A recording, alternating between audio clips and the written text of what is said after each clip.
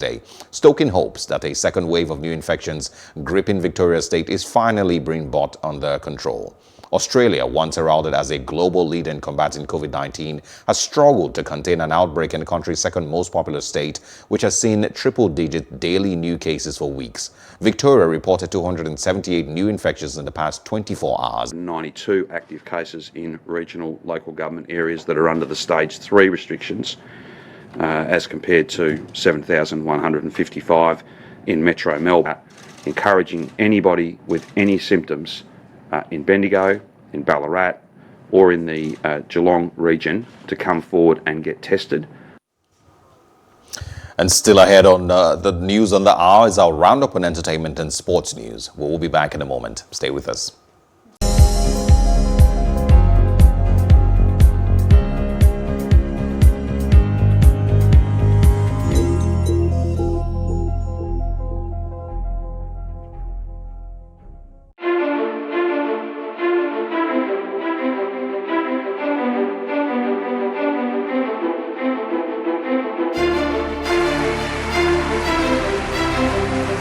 This medal has been directed to empower 1,000 persons with disabilities in each state in the next 12 months. We now start hearing the shoot of guns.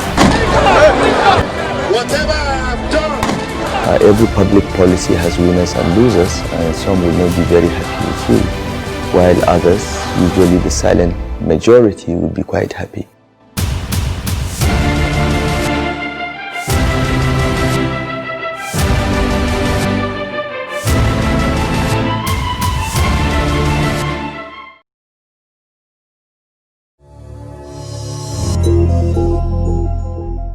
In entertainment, British actress Naomi Harris and musician Brian Eno have teamed up to produce a short film backing calls for urgent actions to slow climate change in support of civil disobedience campaign Extinction Rebellion.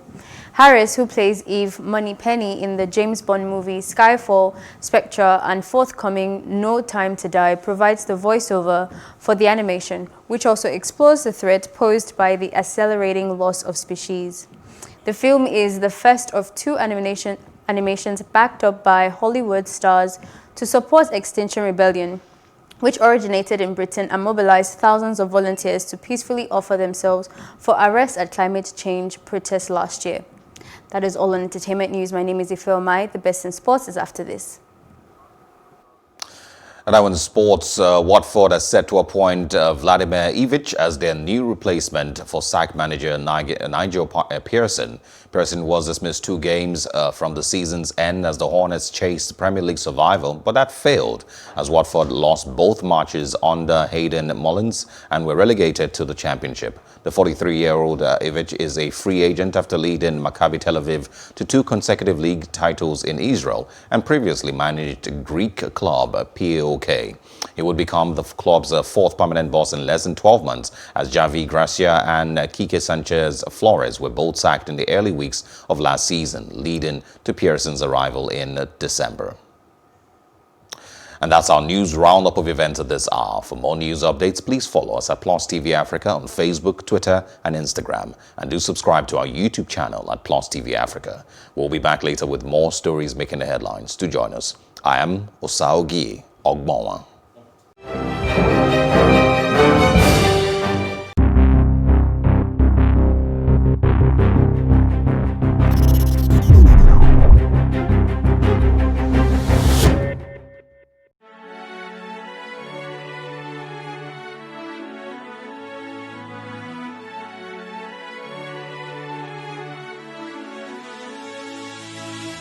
It is engagement we need to have. Those who suffer miscarriages are never taken into account. Members of the National Assembly are also influence peddlers. You are sitting on Nigerians' money. From the Babin, I pay my rent.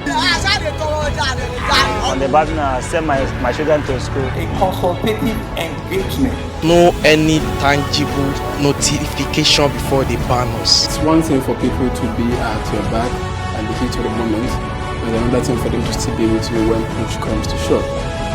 I will do everything to take Lagos out of the national grid.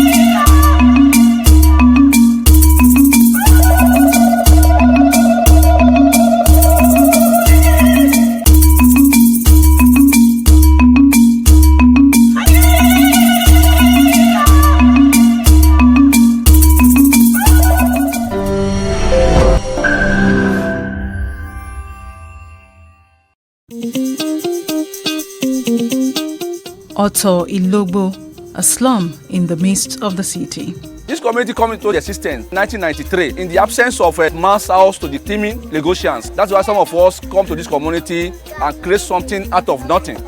This is home to different people who share one thing in common, which is living in deplorable conditions.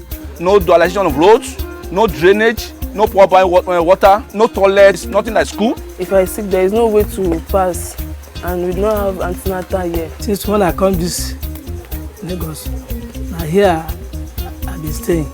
I have almost 8 children, plus grandchildren now. I do contest for councillor for 4 times. I contest for local government chairman 2 times. If you people are in the seat, you cannot do the needful. Let people like us be in that seat and make sure that my people benefited in governance. Premise Friday, 1:30 p.m.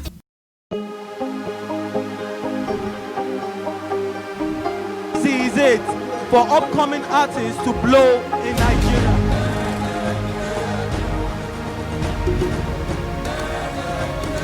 Welcome to Plus Trending. I am Buki November, your host, saying thank you for joining us on today's episode. Welcome back. It's tea time on Plus TV Africa. Practice makes perfect. I'm not perfect yet, but I'm a lot better than I used to be. He's a king. He's entitled to marry 100 if he wants to.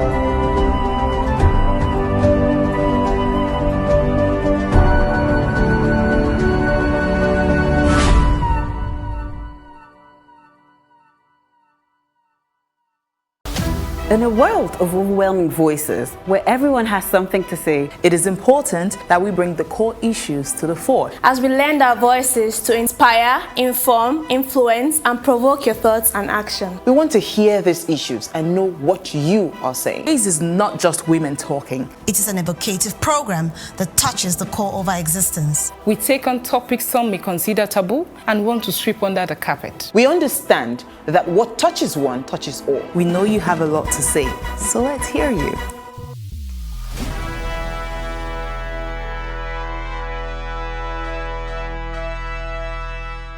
We can't talk about education reform if we don't decolonize our education system. What we do not understand, we will stigmatize. Because it's just cultural. And I think it's just human nature. They stop paying us salary. I don't like remembering it. I am angry at Nigeria. I'm angry at this government which seems to be letting us down. I am angry at us as a people. In the process of struggling to free myself from his hand, he tore my pants and he raped me. He said, like, I'll give me a job that I'm too short. Then I should go, but he didn't pay me. So that's why I can't sit there like that, so that my children will be hungry. Don't give up on yourself. Don't give up on God, especially. If you give up on yourself, people will give up on you. This is Plus TV Africa. Big stories live here. Welcome to Tea Time on Plus TV Africa, where we bring you the biggest entertainment stories and, of course, analyze them for you. You can have both parents and still end up as a useless child. I see them every day. Most times I worry more about where I'm coming from and where I am now, and that determines my next step. Why are you sounding like Alibaba now? Plus TV Africa, we're feeling good. No time to dull, everybody feeling alright.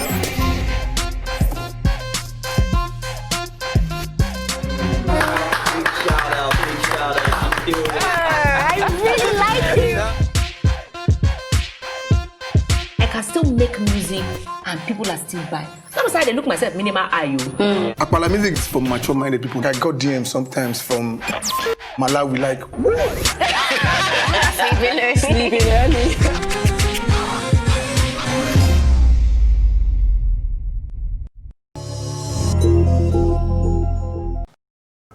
This is Tea Time on Plus TV Africa. Thank you for watching, and of course, this is where we bring you the biggest entertainment stories, bring you very interesting personalities in the world of entertainment, and of course, we analyze them all for you. My name is Elsie Godwin, and I have Michael and Kasumi Ife Omai and Ife Oluwashake. What's poppin'? Hi.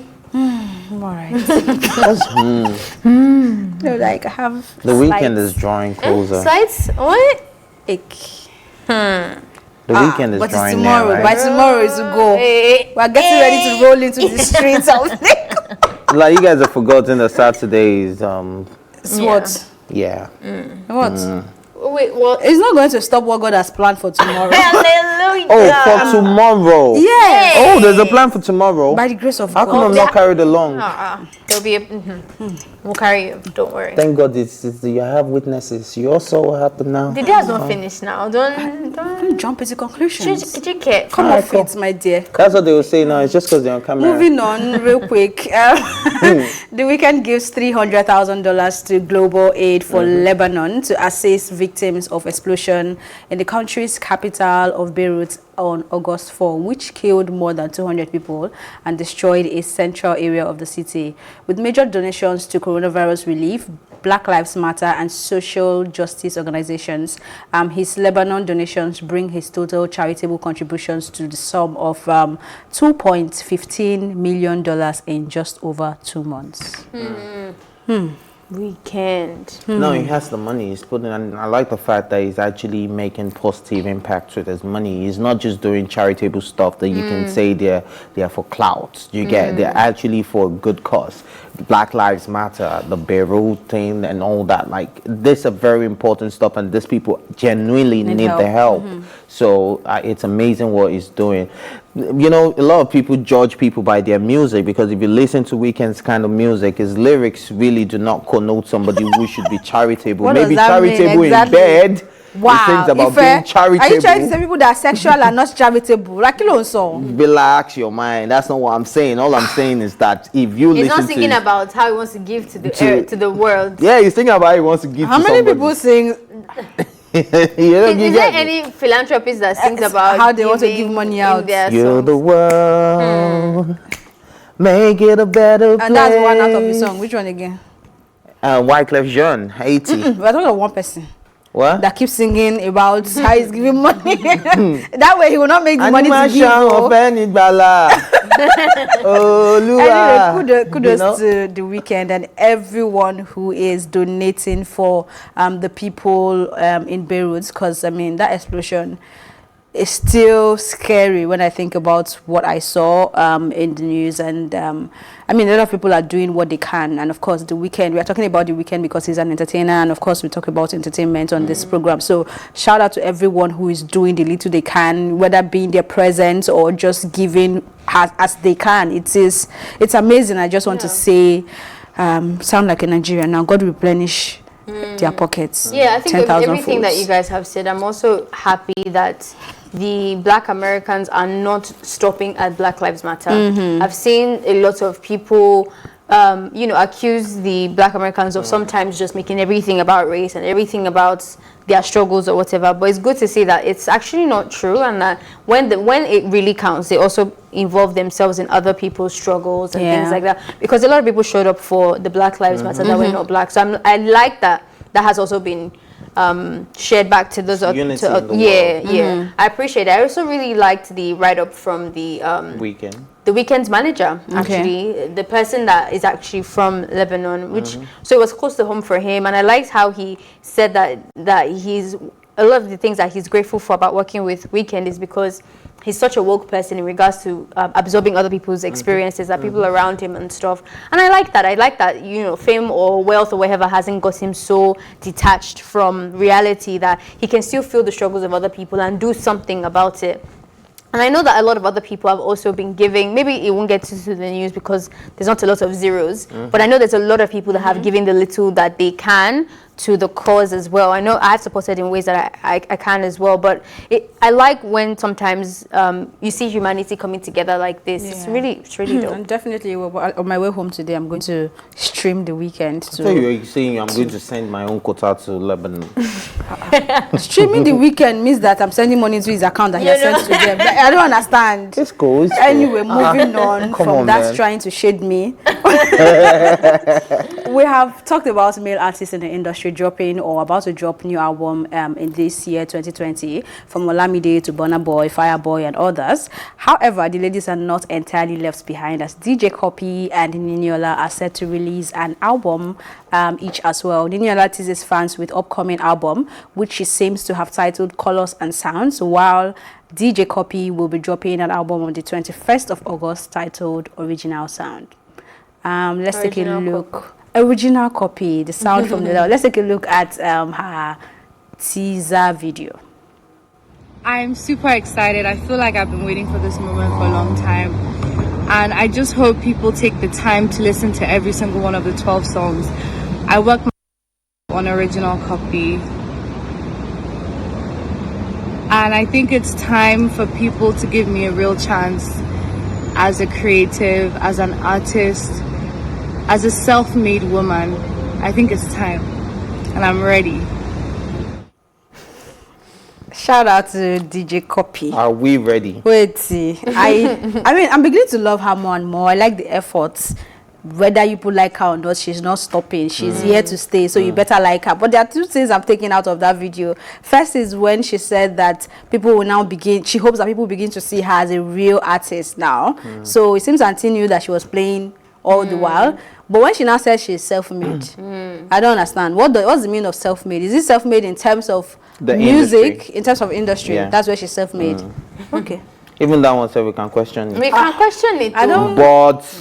But in as much as we can question it, without resilience, without hard work, she won't get anywhere. She may be privileged to be able to do all those things. Yes, we agree. Though he's privileged, but we still agree that he's very hardworking and is persistent. And haven't you seen a celebrity? Haven't you seen a celebrity story where he told you that he had his own story? Everybody has a story. What is self-made? Self-made in the sense that as a DJ, it wasn't probably she's Femi Otedola's daughter, a billionaire. He probably doesn't want his daughter to be a DJ. When did that happen? I'm saying like he probably didn't want. Okay, maybe I said he probably didn't want his daughter. If I was writing the script, as relax now. Didn't want his daughter to relax. Wait, that's not what happened. We are watching them. This is a father that supported his daughter. So don't probably when he started supporting. Do you know the conversation? So because you have a struggle in your story, does that mean that you're self-made? Again, what is self-made? Okay, let's move to the album. Me, I'm sure looking forward to the album. I don't know about you guys. Come on, face. Come on, face. Let's see the album. I think if I hear the album properly and I follow the instructions and listen to it diligently, and maybe I can say that she has put a lot. I mean, your father cannot sing for you. The money cannot sing for you. So obviously she has to put herself into it. So let's see that has first. Some bangers. You guys know that. She does. This album, of course, we know last. Well, I want to believe that she's going to make us proud. I know Nini is probably I feel like I already know what to expect. Maradona vibe. Yeah, and I want to see the music videos of that one because I know she makes a lot. I feel like she makes a lot of effort when it comes to entertaining her fans and things like that. So I'm looking forward to that. I already know who I'm dealing with in terms of self-making, but I'm open. I'm very open to you agree she's self-made though? Who's that? Who? Daniela. Yeah. Okay. This is the self-made thing. We'll have to create another episode for this conversation, but as far as I'm concerned, Auntie is not self-made. It's time to go on a very quick break, but when we come back, it's going to be an interesting conversation with one of the evicted Big Brother Naija housemates, and Ife Omai will be doing us the honors.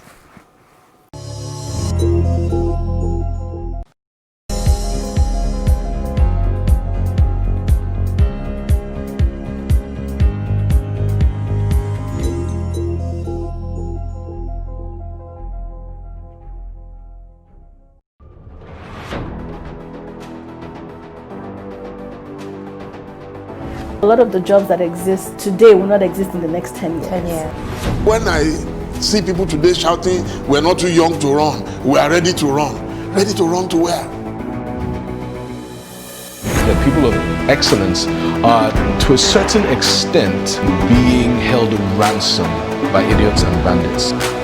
Once you are in government, you believe everything you do is right. And once you are in opposition, everything the government does is wrong. And so it's time for us to take over power.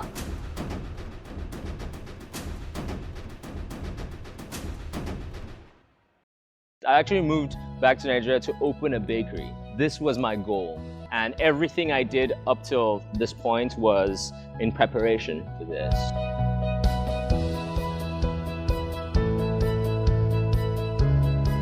First of all, life was great because I moved in 2015 right before the recession, right? It was awesome. I was like, wow, there's so much money out here, man. The cost of overheads, power generation, water, you have to be your own local government. And there are no tax breaks. Many places where, where they realize the small business environment is difficult would offer some kind of tax breaks and incentives. We don't do that out here. We want you to come back. We want you to, to start businesses here, but we're not going to do anything to help you. All my experiences in the past have led me ultimately to where I am now.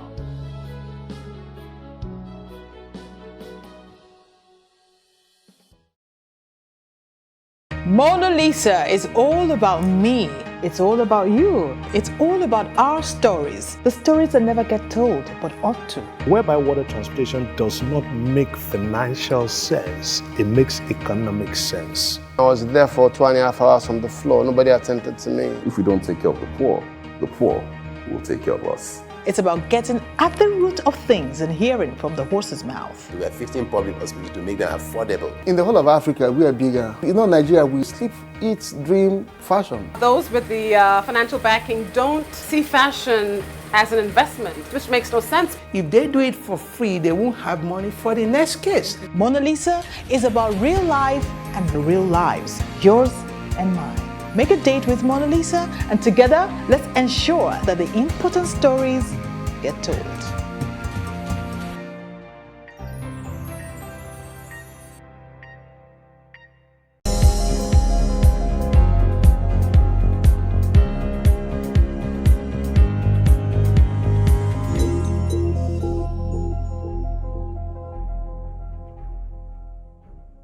Hi, my name is Folike Damola Salako. Keep watching Tea Time on Plus TV Africa. Don't touch that down. Hello, hi, my name is Stephanie Linus. Keep watching Tea Time on Plus TV Africa. Stay tuned. Hello and welcome back. The second half of the show is going to be with your girl, Ife Omai, and the fourth Big Brother Naija housemate of 2020 lockdown season to be evicted.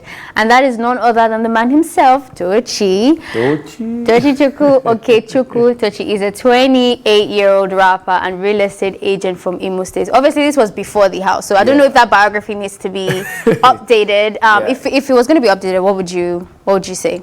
It has to be actor, actor, entrepreneur, real estate, fashion. I could keep going on. I've been seeing rapper around. So the first time I actually wanted to watch the show, I saw rapper in your thing, and I was expecting some type of music vibe coming out from you in the house, but I didn't really see that. So is the rapping for you a by the way hobby thing, or? Well, it was kind of like a by the way something, because it was a hobby for me, because I felt like when I go out and I jump in one or two beats and people are like, you're really good, you should do something, So but I feel like the entertainment game, it's a really, and man has to hustle, man. Exactly. But speaking of entertainment, currently your days have been filled with interviews back to back, like you're all over the internet. Yeah. How has that been for you moving out of the house? Is it kind of weird? Is it like all coming to you in a rush? Are you taking it in slowly? What's happening? Well, I would say that I am taking it slowly, because if you rush it, it's going to be very bad for you. So I'm taking it one step at a time. I'm a little overwhelmed when I came out of the house and the amount of people, amount of fans, amount of people that liked me, because I felt like I came out too soon. But and still I'm getting a lot of love. So I'm just a little overwhelmed. Speaking of that, what has been the most shocking thing that you found out since you left the house? Like, what was that? Whoa, okay, I did not think that would happen. Well, I feel that would be my fan base. Like, I didn't really know that, because when I came out of the house, I felt like, oh, maybe I was a little quiet in the house. But again, people love me like that. So that was shocking to me. And I guess you can take that. There's somebody for everybody. Yeah, of course. What do you miss the most about being in the house? Wow, everything about Big Brother house, man. Is it the food? Is it the people, the vibe, the idea of it? Like, what, you have to pick one thing. Okay, I think it will be the people, because I really met really cool friends there, really nice people, and the vibe. Because being in the house alone is a vibe. It's a vibe. It is. Even watching it is a vibe. And also that Big Brother Naija voice, man. It's crazy. Like when they wake you up in the morning and you have to go for diary section and everything. So that's okay. But speaking of people that you've met, it was speculated. I think I've always said it with all the housemates that I've been able to interview. I think the reality of what's happening in the house and how the viewers see is completely different. So correct me if I'm wrong, but from our perspective, the viewers' perspective, it looked like you and Tony kind of were having something. Kind of were having something. Is that true? If it was true, why didn't you, Yeah, go ahead. Okay, I'm going to help you out. The house was filled with a lot of people. And let me tell you people, the house is very cold. Like, it's super cold in there. So, you just have to... The bed has to be warm, man. Yeah. But nevertheless, I think me and Tony, it was really just being friends, because she's a great person, great personality. So I felt like I just wanted to get to know her better. So that was it. There was nothing more, nothing less. Was there anybody else that you wish, dang it, maybe I should have actually shot my shot a lot harder? Well, in the beginning of the show, it was Tonlani, because we connected in the beginning of the show. We were really close. I think we started vibing, but that was the beginning. It happened. It happened. You mentioned somewhere in the interviews that you've had that Lucy, Katrina, yourself, and Praise showered together, but with clothes on, Oh, shit. But then you also mentioned that Nengi and Ozo also showered together. No, I didn't mention that. Oh yeah, correct us, please. They didn't shower together, they showered together. Well, I don't know about that. I had no idea. Because I was going to say, are they also wearing clothes? Like, give us more gist. Because Kayode sometimes just doesn't really do justice for us. Kayode is the camera guy, in case you haven't. Okay. We've named him Kayode. Okay, about Ozo and Nengi, I didn't know about that. I had no idea. I just said what I know about. So, about us showering with Catherine, that was just, we were out of the... I think that was when we came out of the jacuzzi and it was really cold and just wanted to get warm and just shower together. Put clothes on. Okay. Are you happy with how you were portrayed in the house? Obviously, now you're back on social media and everything. You've seen the snippets and even how the show has been curated. Do you like the personality that was portrayed? Do you think they did a good job with representing who you are, or did we miss something else about Tochi? Yeah, I always say that, I guess people really miss some things about me, because like I always say, I did not get on any sheep in the house and sail away. So I guess people didn't see that romantic side of me. But you lover boy? I am a lover boy. Okay. I'm quite romantic. So I think that was why I was being laid back, because I know when I go in, man, I'm all in. So I guess people didn't see me, so people didn't really get that jerk about me. Do you think that was, because the vibe I'm getting from your interviews are actually like energy, like you have a lot of energy, the presenters are having a good time, you know, it's a vibe watching you, actually, no lie. But in the house, it wasn't like that. So do you think that the people that you were surrounded with didn't do justice for your personality? And that if I put you in a different house now, you'd be a different Tochi? Well, you know one thing about this energy. It depends on who is getting it out of you. So when I was in the house, I vibe with some people. I didn't really get so much vibe with some people. So, and one thing I went into the house was I just wanted to be myself. I didn't want to be like the screaming type. And when I come, but you used to scream in the house. Why are you not screaming? So yeah, naturally I'm humble and I like to be calculative. I like to, try to weigh my options about who I talk to.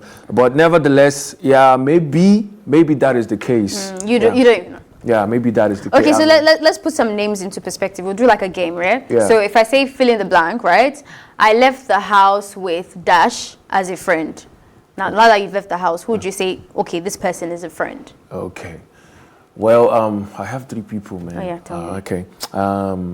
Akidwaya, Nengi, and Brio. Okay. Yeah. I left this house with blank as enemies. Oh. No.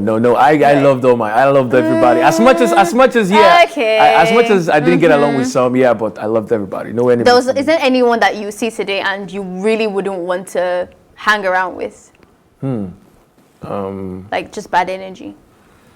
Well, no. I would like to hang out with everybody. Okay, what is the most valuable thing that you would say you took from from just experiencing Big Brother? What did you learn about yourself? What did you discover? Your strengths? Like, what's the most valuable thing you would say you took? Well, I would say it has to be being relating with others.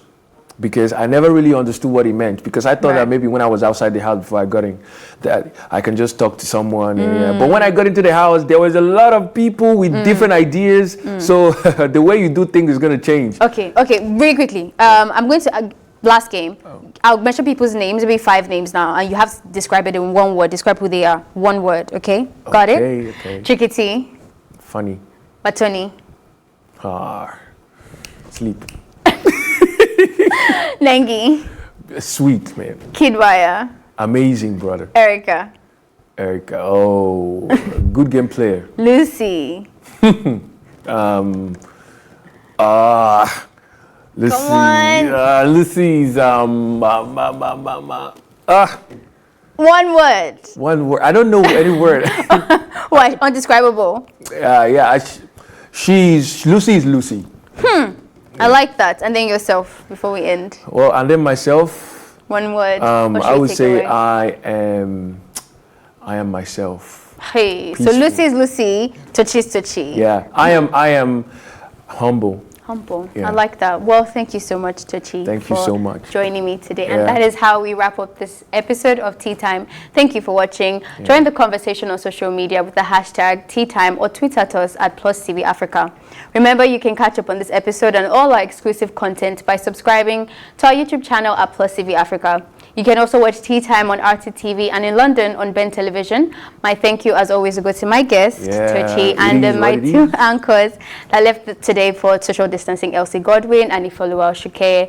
My name is Ife Omai. Do stay safe. Yeah.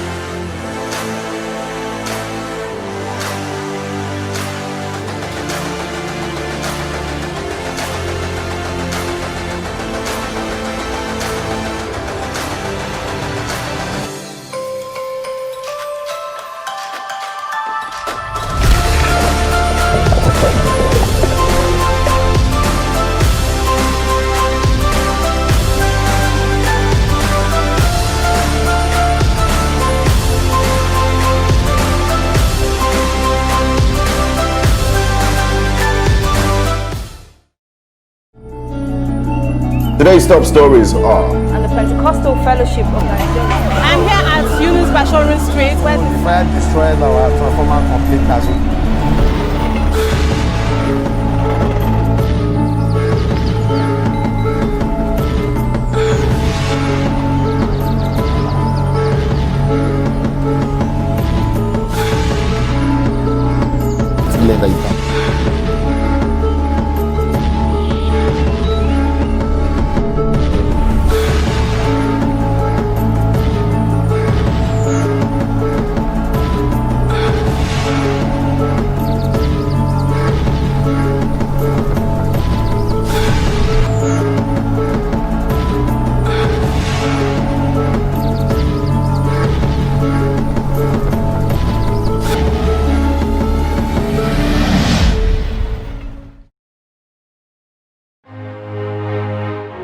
This TV station, Plus TV Africa, is designed to help to create a paradigm shift.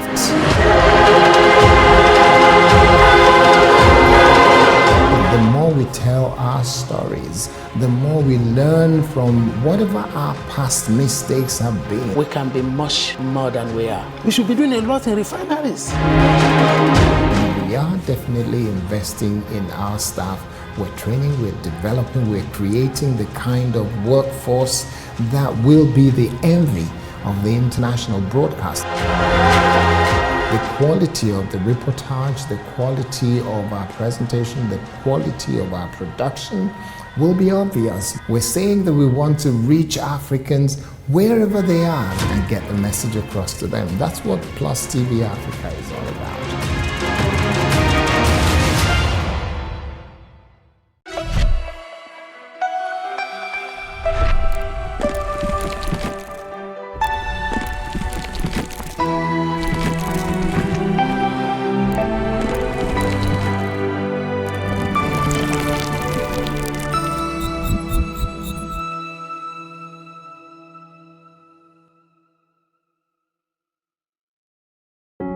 First of all, I think every Nigerian should know that nobody owes you anything. Well, I've delivered my advocacy in a language I hope we understand. Ni hao. So let's forget the charade that is decency. Nigeria is culturally bankrupt. He brought up Big Brother. They're telling them that if you want to be famous, if you want to be noticed overnight, you want to be a star, this is your ladder in a country where there is no hope for you otherwise. Let me take it up from there. We are a country where we punish good behavior and reward bad behavior. If we all, the way we troop out to Canaan land, and we all troop out like that and say, we'll just sit down here on the express and won't go anywhere until government takes a decision. It's easier said than done in the sense that clearly, otherwise we would have done it. Because going out and protesting without a goal is a pointless protest. That approach is not working. You are not protesting. No, hold on. No, hold on.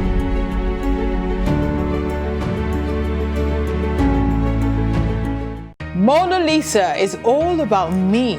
It's all about you. It's all about our stories. The stories that never get told, but ought to. Whereby water transportation does not make financial sense, it makes economic sense. I was there for 2.5 hours on the floor. Nobody attended to me. If we don't take care of the poor will take care of us. It's about getting at the root of things and hearing from the horse's mouth. We have 15 public hospitals to make them affordable. In the whole of Africa, we are bigger. You know, Nigeria, we sleep, eat, dream, fashion. Those with the financial backing don't see fashion as an investment, which makes no sense. If they do it for free, they won't have money for the next case. Mona Lisa is about real life and real lives, yours and mine.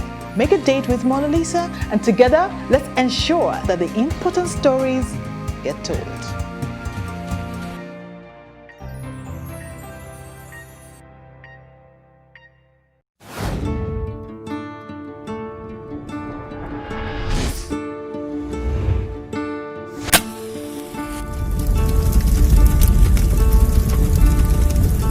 That money will shoot every person that we know can shoot. We don't let people die there. You could have killed us for a long period of time. At that time, why I carry gonorrhea? I first go hospital first, but it no go. Now I come make that mama. He just pulled it, he pointed and shot. tell me, what is the soul of a man? They suffer too much. They suffer too much. Issues around the Nigerian police, we have to tackle it holistically.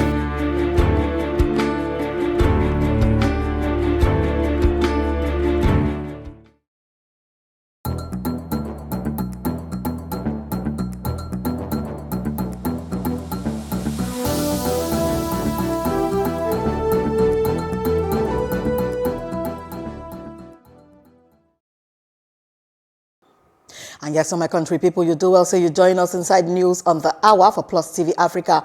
And this is not the Coco Bang Bang Tori where we want some give on our onto this very o'clock as it is hot. My name na Destiny Momo. President Muhammadu Buhari don commission the 17th story in Nigeria Content Tower for inside the Bayelsa State and in do am online. The tower is a project of the Nigerian Content Development and Monitoring Board NCDMB, and it will serve as their headquarters. President Buhari, for speech and broadcast via Zoom from the State House inside Abuja, described the tower, say it did very, very historic, and then still mandate the Minister of State for Petroleum Resources, Timothy Silva, say make him by himself commission the building on his behalf. And Bayelsa State Governor Doye Diri still delivers speech for the commissioning. The NCDMB building, they come with their own 10 megawatt gas-fired power plant and a 1,000-seater conference hall. And the Federal High Court for Abuja on Thursday, they don't postpone the trial of former Attorney General of the Federation, Mohammed Adoke, and the Abuja-based businessman, Aliyu Abubakar. The court don't fix September 7, 8, 9, and 10, and even 11 as new dates to take a hear the case. The trial where they handled by Justice Inyang Eko been they postponed after the prosecute will open their case as they called two witnesses. Mr. Adoke and Mr. Abubakar for August 4 been they rearranged from the Economic and Financial Crimes Commission EFCC on top 14-count amended charge and with the border on top of claim for money launder plus wuru. For before sitting for August 11, the prosecutor, Balasanga, in don't present witness, but he no agree serve the defendant with the proof of evidence and statements before they can finally reach courts. And even Sakabodo Nigeria Broadcasting Commission, they don't find Nigeria Info 99.3 FM Lagos 5 million naira and sake of their air badness plus unverified content. And one former deputy governor of Central Bank of Obodo Nigeria, CBN, Obadiah Mailafia, in claim for interview with the station on Monday, say governor from the north, now be the leader of Boko Haram, and say government they know about the Southern Kaduna killings. And one statement from the NBC and Sama say Dr. Mailafia Obadiah, they comment on top the Southern Kaduna crisis, say they devoid of fact, and as the broadcaster and same to the public, and say Nigeria Info 99.3 FM, say they don't violate some Nigerian Broadcasting Code law.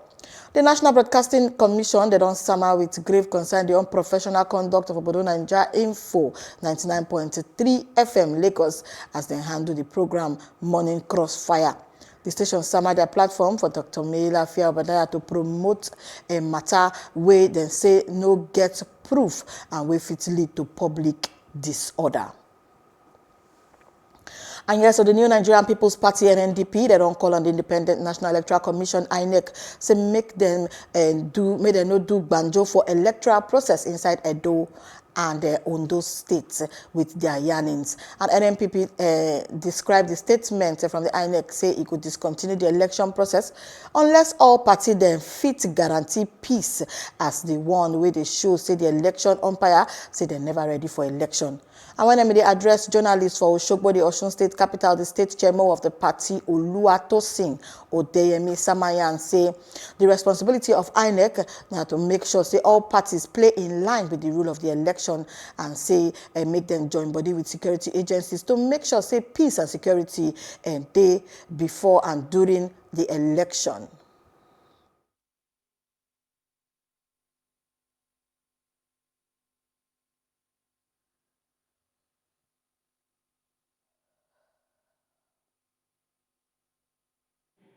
Is not ready for a free and fair election. INEC should have simply begged the federal government to ensure peace before, during, and after the election, rather than pushing it responsibilities to the doorsteps of other political parties. Our party still feels the insinuation that the federal government is deliberately out to pauperize Nigerians and make them easy prey on the day of election. Over the years, we have observed the flaws of PDP and the misgovernance of APC and have decided to rescue Nigerians from their slave masters and provide right leadership that will control our right place in the Committee of Nations. We will focus on ensuring food security through promotion of agricultural activities, security of lives and property, quality and quantitative education. NNPP is ready to work towards providing potable water, provision of medium and small-scale economy activities. We have come as the only credible alternative to both the ruling and the self-acclaimed majority. And even served the Vice Chancellor of University of Lagos, Professor Oluwatoyin Ogundikpe, on Wednesday. After the University Senate meeting, it don't become the first casualty of the crisis between him and the Governing Council of the institution and sake of the termination of an appointment.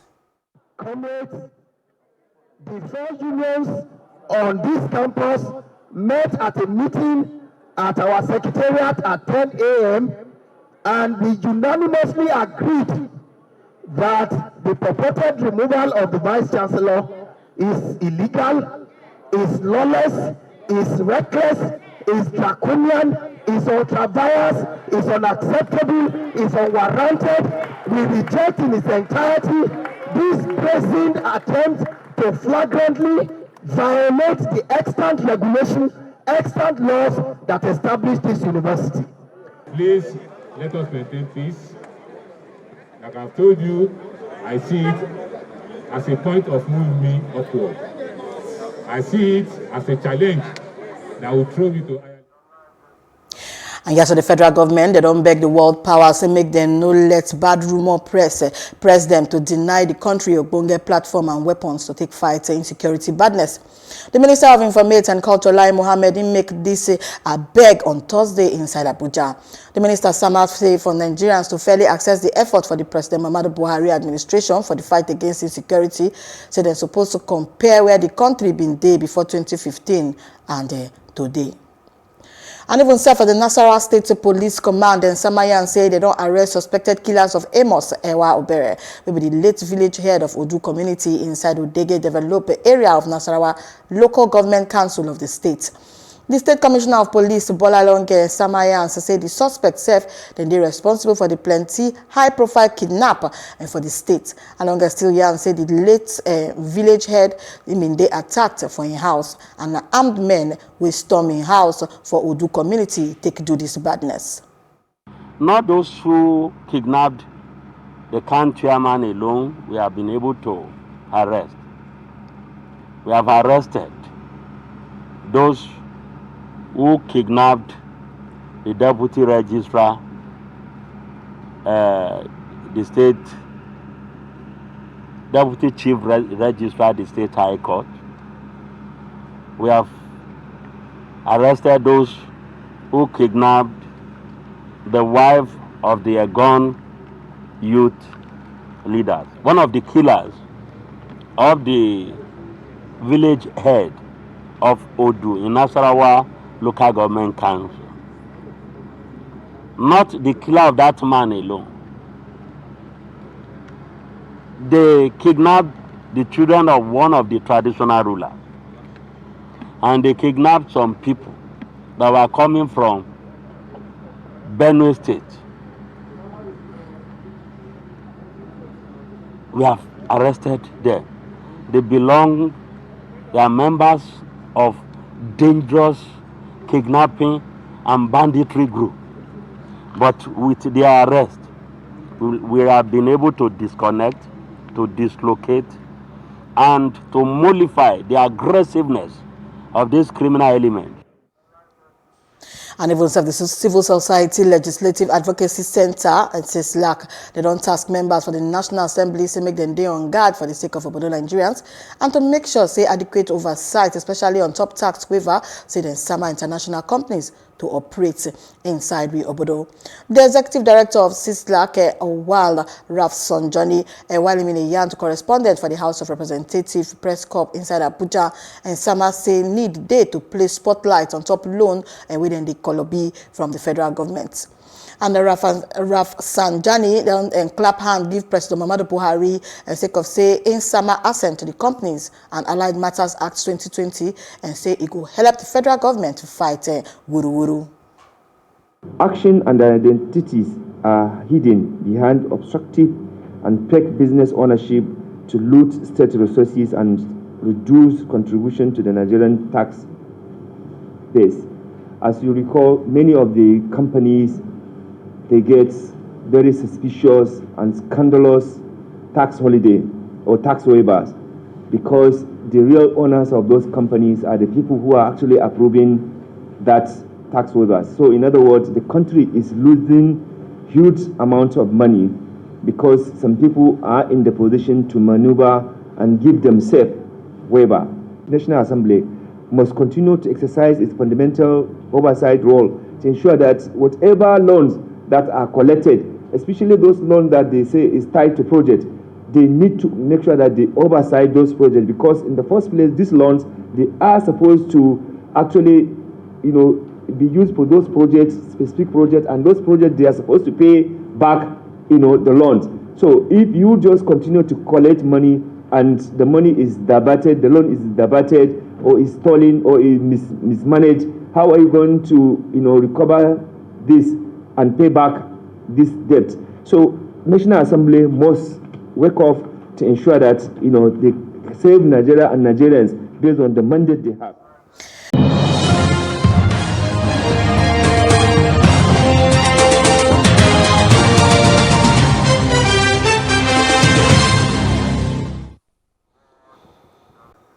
And yes, Obodo Nigeria Center for Disease Control and CDC, they don't report 0 deaths and 453 new cases from the coronavirus COVID-19 pandemic outbreak for inside we Obodo. NCDC, they opened this matter on Wednesday, and the health agency, they don't confirm it, say the new cases, they don't push we Obodo total infection to reach 47,743.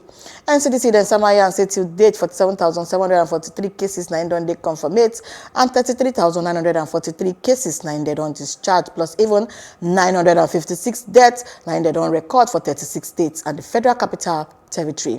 And then Samaya said the 453 new cases they reported from 16 states, Lagos 113, FCT 72, Plateau 59, Enugu 55, Kaduna 38, Ondo 38, Osun 26, Ebonyi 20, Ogun 9, Delta 8, Borno 7, Akwa Ibom 6, Oyo 5, Bauchi 1, Kano 1, plus Ekiti Sef gets 1 case. And even the Minister of Information and Culture and Lai Mohammed Indon Sama say coronavirus say not be big man sickness as some people take the yarn for inside Obodo Nigeria. And Mohammed Samayan say even upon all the effort of the government through the presidential task force on top COVID-19, some people still they live in denial, say the disease say they real or deadly. And instead they want say they never get any cure or vaccine for COVID-19 yet, but non-medication strategies na personal hygiene, social and physical distancing, plus make them they wear their face mask, say is still they very much encouraged. The minister still they thank the media for their selfless effort and sacrifice to take and make everybody for Obodo Nigeria know about the dangers to take a contact this badness disease.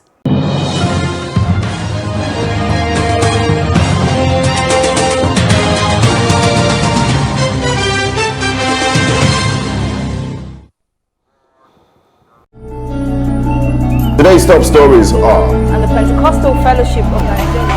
I'm here at Yunus Bashorin Street where the fire destroyed our transformer complete as well.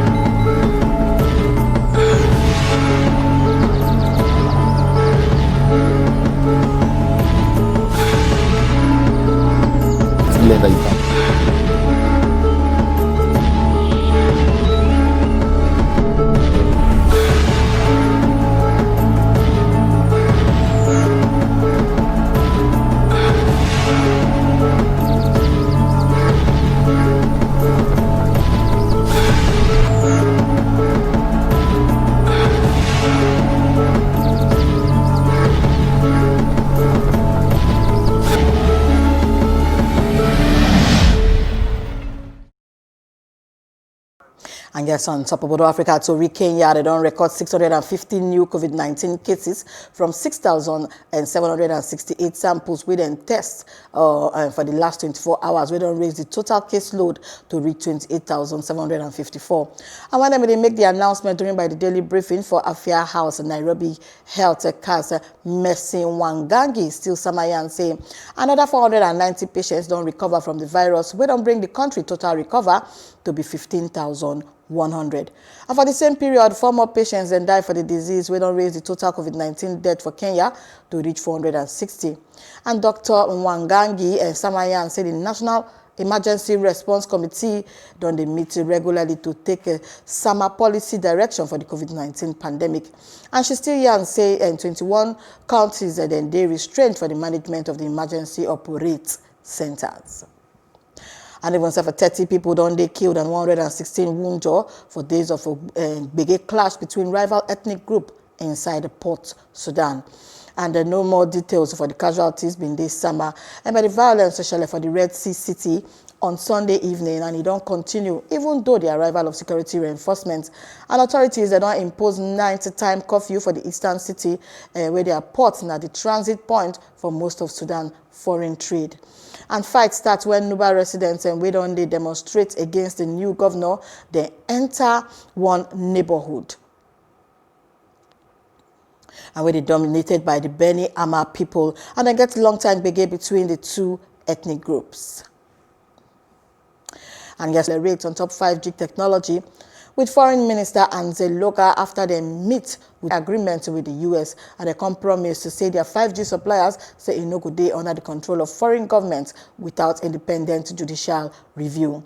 The signing they come 1 week after the U.S. State Department published expanded updates of plan and we then call Clean Network, where they call for telecom companies, cloud service providers, and mobile app for Chinese origin so that they could keep them out of the United States.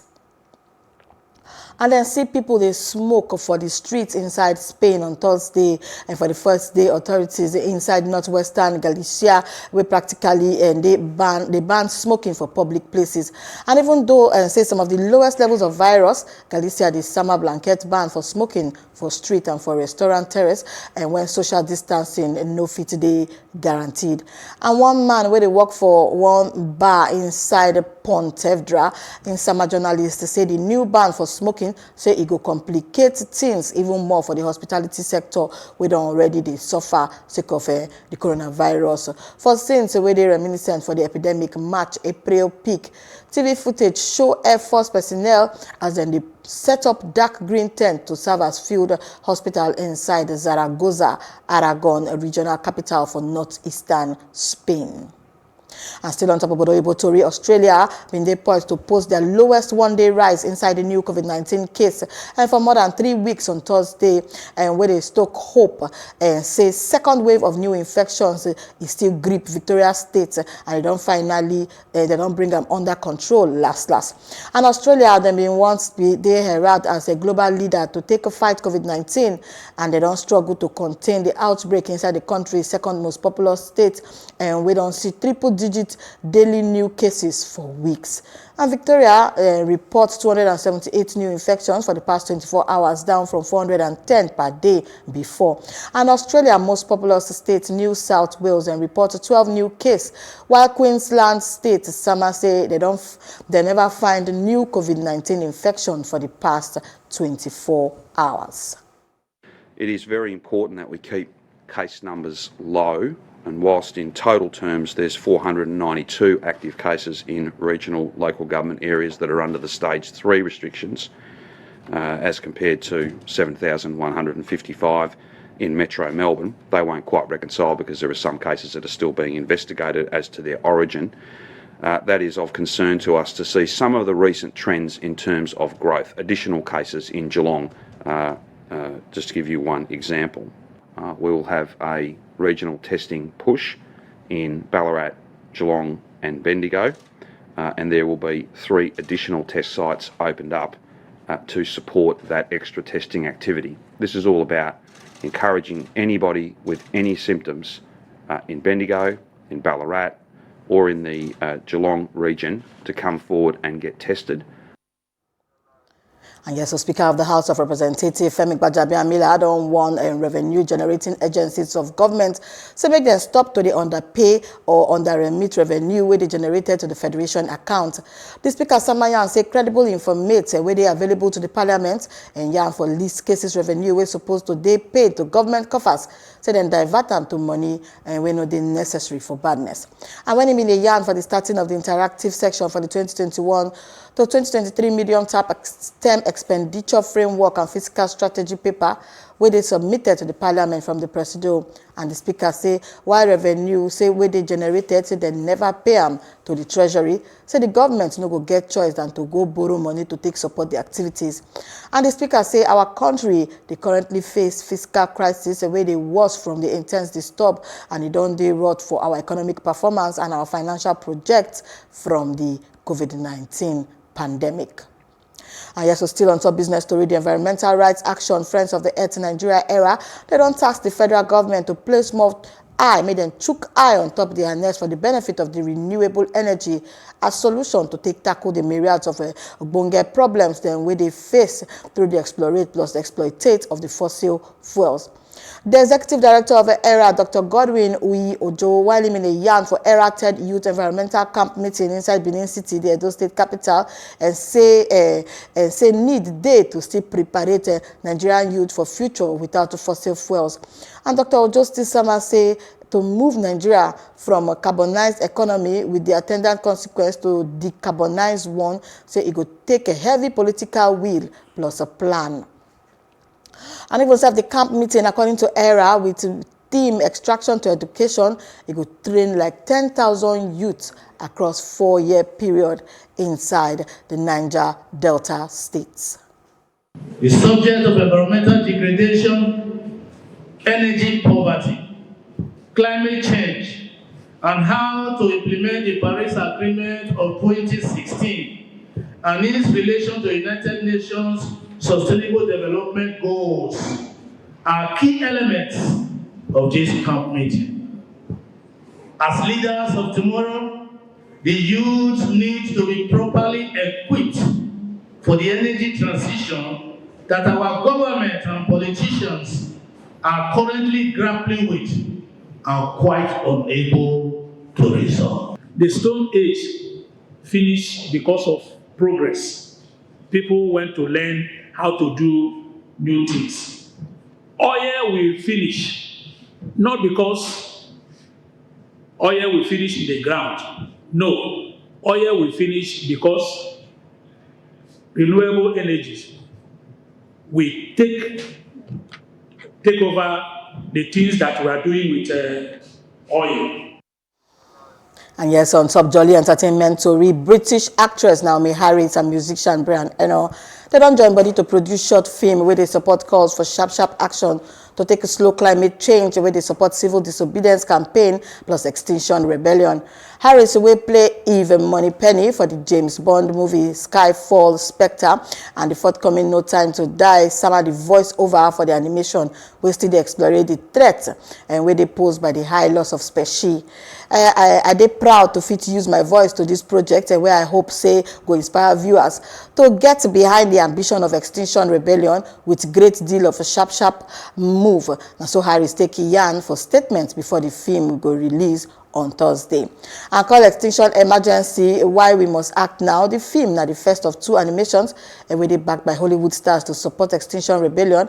We start from Britain and arranged thousands of volunteers to peacefully summer themselves for arrest for climate protest last year. The director and Israeli animator Mirite Ben Yitzhak. And inside the sports Waka, Watford are done ready to appoint Vladimir Ivek as their replacement for sacked management Nigel Pearson. And Pearson did dismiss 2 games from the season end as a honored in chase Premier League survivor, and better say them failed sake of Watford don't lose both matches under Hayden Mullins and then can't relegate them to the championship. The 43-year-old Ivek, the free agent after he lead Maccabi Tel Aviv to 2 consecutive league titles inside Israel, and then before managed Greek club PAOK, and then he will become the the club fourth permanent Oga in less than 12 months a sake of Javi Gracia and Quick Sanchez. The two of them, they don't sack them for the early weeks of last season, where they lead to Pearson arrival inside in December.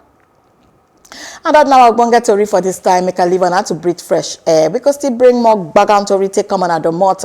And for more news informates, make on join us on top of Facebook, Instagram, plus Twitter, and you can still make a bone get sense if you subscribe to our YouTube channel at Plus TV Africa.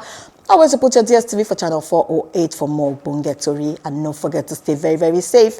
My name na Destiny Momo.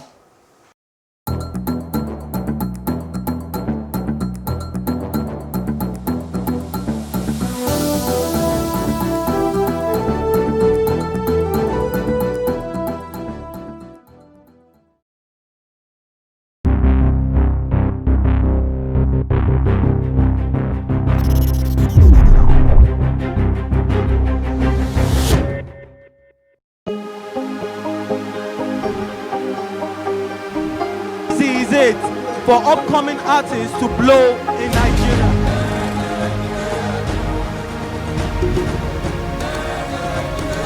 Welcome to Plus Trending. I am Buki November, your host, saying thank you for joining us on today's episode. Welcome back. It's tea time on Plus TV Africa. Practice makes perfect. I'm not perfect yet, but I'm a lot better than I used to be. He's a king. He's entitled to marry 100 if he wants to.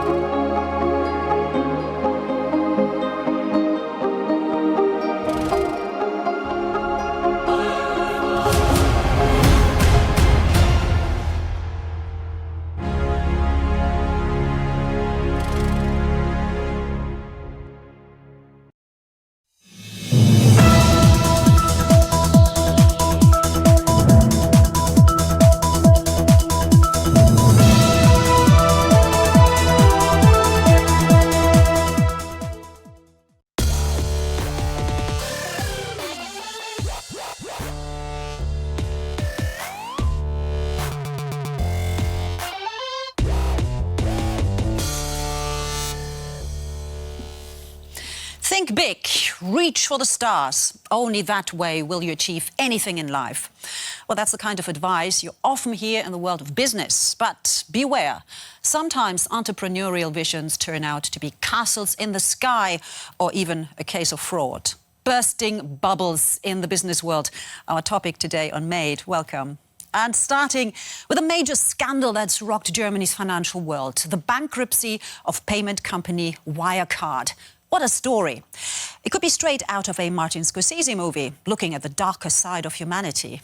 Wirecard was a major DAX-listed company until an investigation by the Financial Times uncovered fraudulent behavior. In the end, the German fintech company's success story collapsed like a house of cards. My name is Dan McCrum. I'm a member of the investigations team at the Financial Times. McCrum was the first to raise the alert about Wirecard's accounts. This is a bit of a strange company, and the numbers that it's putting out don't quite seem to add up. Wirecard was a highly promising DAX-listed fintech company specialised in electronic payment services. Online purchases also involve fees to the transaction provider, such as Wirecard. It's a growing market that benefits from growing technical innovations. So surely the sums should add up. The reporter's revelations caused the high-flying Wirecard shares to tumble. Germany's financial regulator then accused him of market manipulation. When you suddenly find yourself facing an actual criminal investigation in Germany, there were some moments where that was quite stressful. But Dan McCrum was proven right, as prosecutors launched an investigation into Wirecard's actions. Its former CEO was arrested and taken into custody, while his deputy has disappeared amid rumours of assistance from Russian intelligence. Wirecard looks to be one of Germany's biggest fraud scandals, and this is by far the biggest story of my career. Well, the Wirecard collapse has sent shock waves across the financial world and struck fear into the hearts of financial regulators and auditors. After all, year after year, auditors had given Wirecard a clean bill of health. The industry's biggest players are accounting firms Deloitte, PricewaterhouseCoopers, Ernst & Young, or EY nowadays, and KPMG. The Wirecard scandal is especially painful for EY. It had been Wirecard's regular auditor since 2009, but failed to identify fraudulent manipulation of the balance sheets until this year.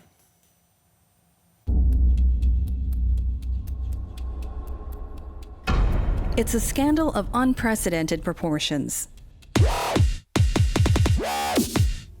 As Wirecard shares slumped, with billions of euros wiped off its market value, many questions arose. Chief among them, if a company that became a favorite among investors posted fraudulent accounts for years on end, why did nobody notice? Isn't that what auditors are for?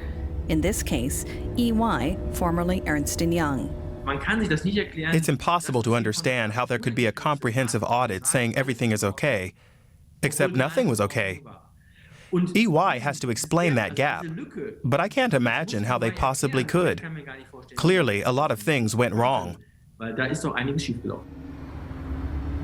Was it incompetence, negligence, a conflict of interests, or perhaps lucrative consulting contracts? This is one piece of the puzzle. We have auditors, in this case EY, who also acted as consultants. The auditor's job is to check that everything's above board. But if the auditor first advises the client how it's done, then that's not going to work. It's like letting the fox guard the hen house. In any case, the auditors failed to notice that there was a hole in the company's accounts, 1.9 billion euros. But financial services providers are also subject to government supervision. In this case, Germany's financial regulator, BaFin. The Wirecard Bank was subject to checks by BaFin, but the parent company wasn't, because it was classified as a tech company, like Siemens, despite being involved in financial services and monetary transactions. BaFin never had the access that would have allowed it to take proper supervisory action.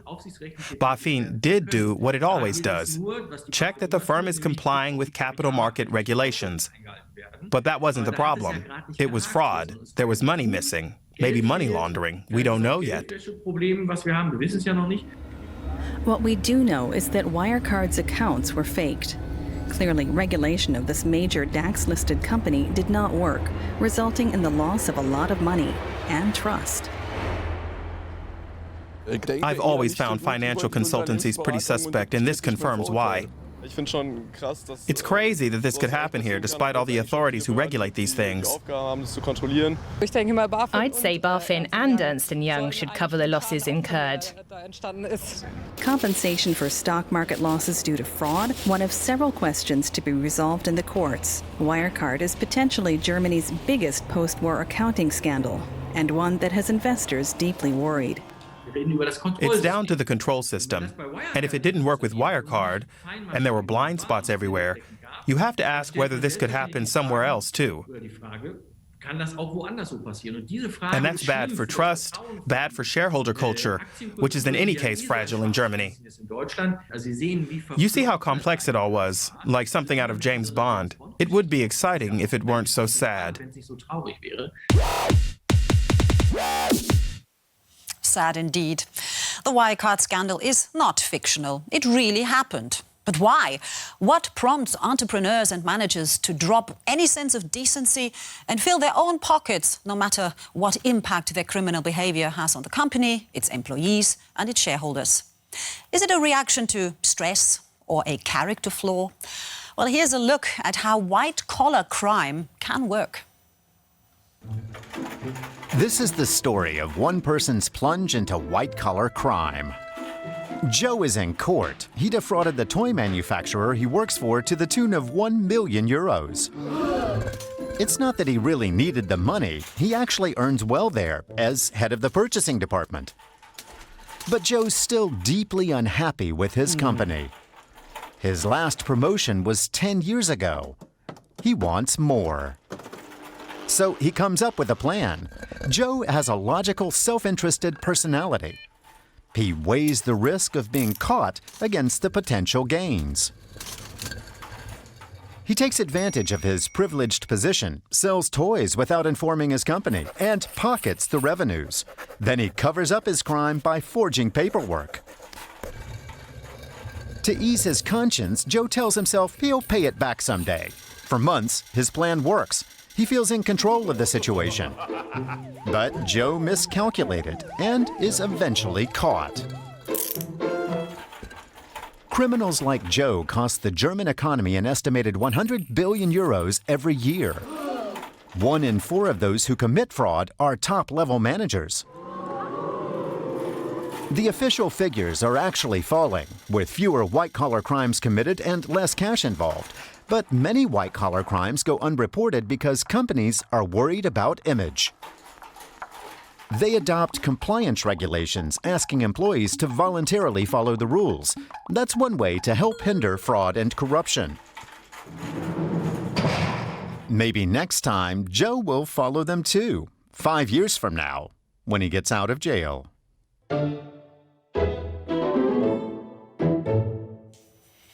Well, poor Joe. Wirecard is just the latest in a long list of high-profile scandals in the business world in recent years. Remember Dieselgate? Volkswagen's emission cheating scandal was brought to light in September 2015, and the industry is still picking up the pieces. But fraud on a large scale does not only happen on this side of the Atlantic, and it's certainly not a new phenomenon. Let's refresh your memory. Financial fraud can go unnoticed for years. No matter how many cases are uncovered, most will never come to light.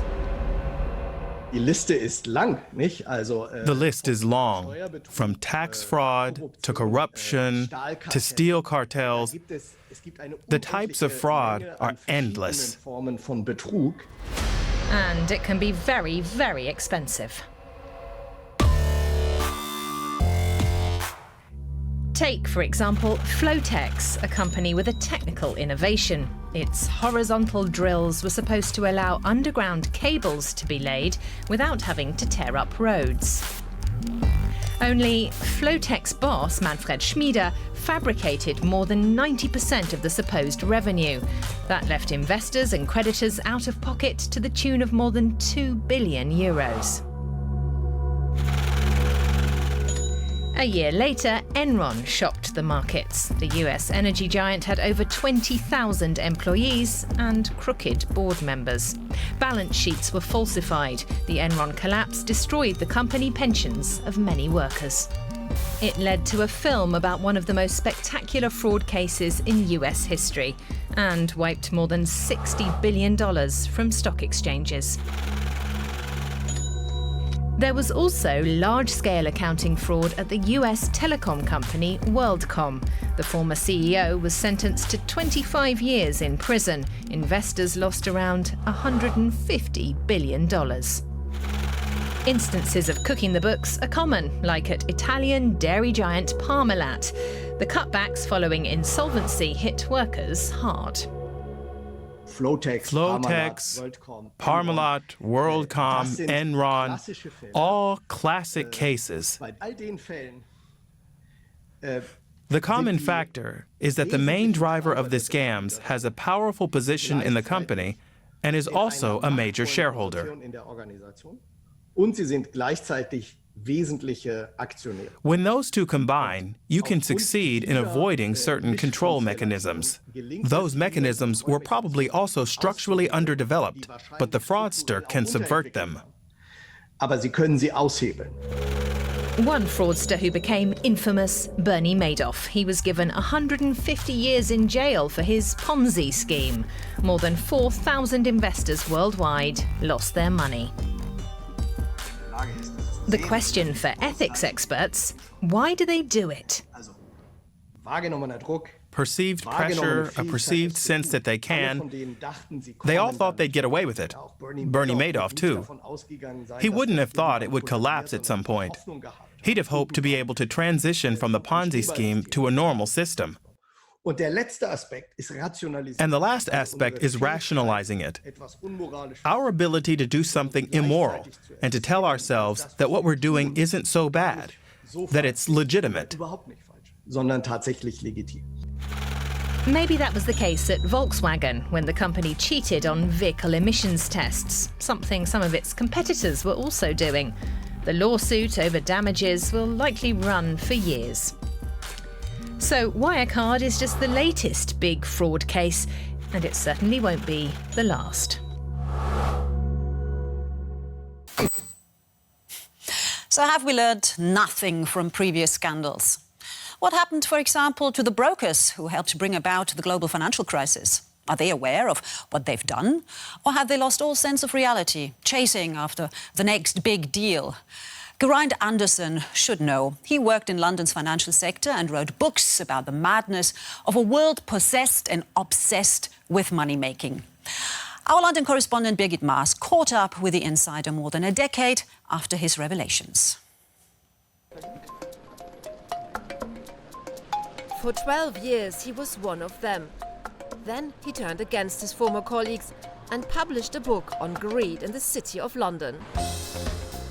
Geraint Andersen, a former utilities analyst with some of Europe's biggest banks. This place was populated by gamblers who took big risks, who were thinking short term, and who didn't really care about the consequences of their actions.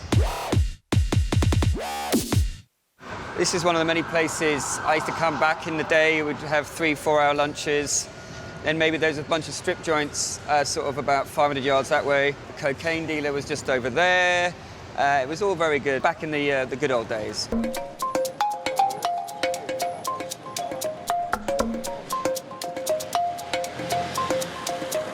How would you describe your former self, the Geraint Andersen that worked here in this environment? I'd say I was pretty cocky, pretty arrogant.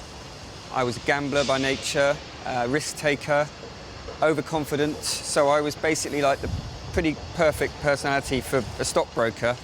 And in fact, my attitude, as I was then, helps explain why the financial crisis happened. The people who invented the financial products that exploded, that sent the global economy into a tailspin, knew they were creating a financial product that was doomed to fail because interest rates don't stay low forever, property prices don't go up forever. But they didn't care because in the 10 years while they thrived, these products, they made millions in bonuses.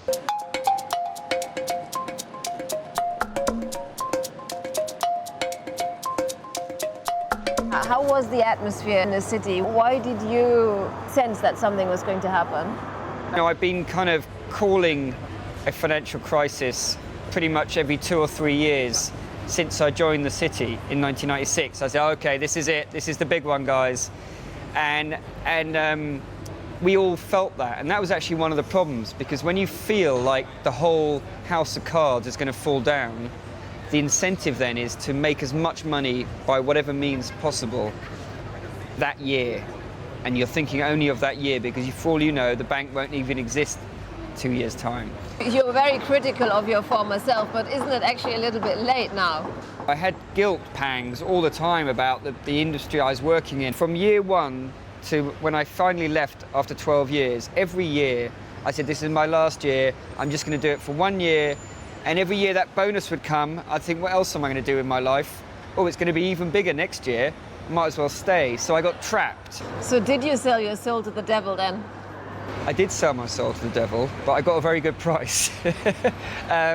Yeah, I did. I sold my soul to the devil. I would do anything to get that bonus, safe in the knowledge that if my actions then later proved to create profits that were not real, it didn't matter. It was too late. I had the money. Goodbye. It's mine. Is somebody worse off because of your actions?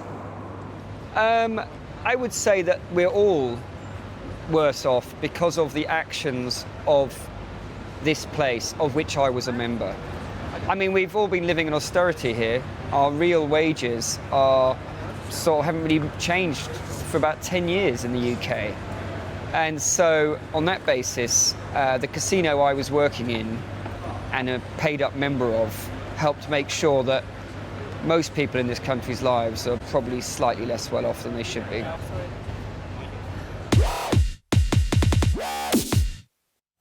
Now then, we shouldn't always put the blame on others. Making mistakes based on false assumptions is human. Brace yourself, we're all prone to misinterpreting economic realities. Each and every one of us can fall victim to illusions. Sometimes we even fall for them knowingly. Have a look. What are economic illusions? Imagine we spend our whole life tied up in a cave. In front of us is a big wall on which we see figures passing by, but they are mere shadows of things moving in front of the fire. We believe it's reality, but it's an illusion. Plato's cave, the allegory by the ancient Greek philosopher, is still valid today. Politicians, entrepreneurs, and consumers can fall victim to illusions, misunderstanding or misinterpreting reality. In the 1950s, the Soviet Union aimed to overtake the US economy. Among other things, its plan called for communist corn that was twice as large as capitalist corn. But the plan fell apart due to crop failures and unwieldy bureaucracy. The victory of socialism proved to be an illusion.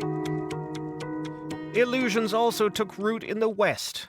For example, Jürgen Schrempf's vision in 1998 was to turn the maker of Mercedes cars into a global automobile company. So he merged Daimler-Benz with US carmaker Chrysler, celebrating it as a match made in heaven. But the two companies' culture and philosophy were completely incompatible. The project failed, ultimately at a cost of around 40 billion euros. The vision proved to be an expensive illusion. And consumers believed their diesels were environmentally friendly, until it turned out that emissions tests had been manipulated, and the vehicles polluted much more than was claimed. An illusion driven by fraud. And how about the rest of us? Honestly, we love illusions, at least at first. Nothing pulls us in like a well-made illusion. Advertising, consumption, financial markets, a large part of the economy is based on illusions. Today, we sit in our caves, or at least in front of our screens, voluntarily. But before our illusions shatter, we'd better leave the cave and seek out reality. Now then, let's take a breather and look at big dreams from a different perspective. Not every vision is doomed or tainted by criminal behavior. And to bring about useful change, you sometimes have to think big, like Ananya Birla, a young woman from India. She has no need to work for a living, but the heir of a billion-dollar business empire decided to found a bank providing microcredits.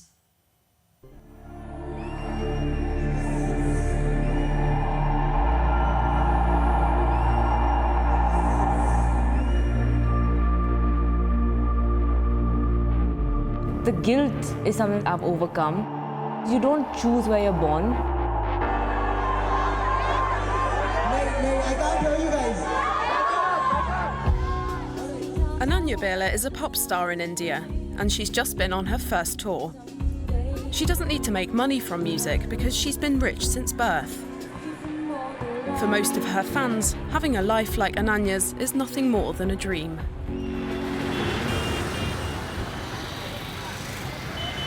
I think especially in India, the gap between the rich and the poor is massive. And while growing up, that always sort of pinched me from within. And I wanted to do something to bridge that gap. The Birla family's private assets are worth an estimated 9 billion euros. Her father, Kumar Birla, owns an industrial empire, but Ananya didn't join the family business. She set up her own company, Svatantra Microfin, that grants microloans to people who would normally be denied a loan. She had no prior experience in banking.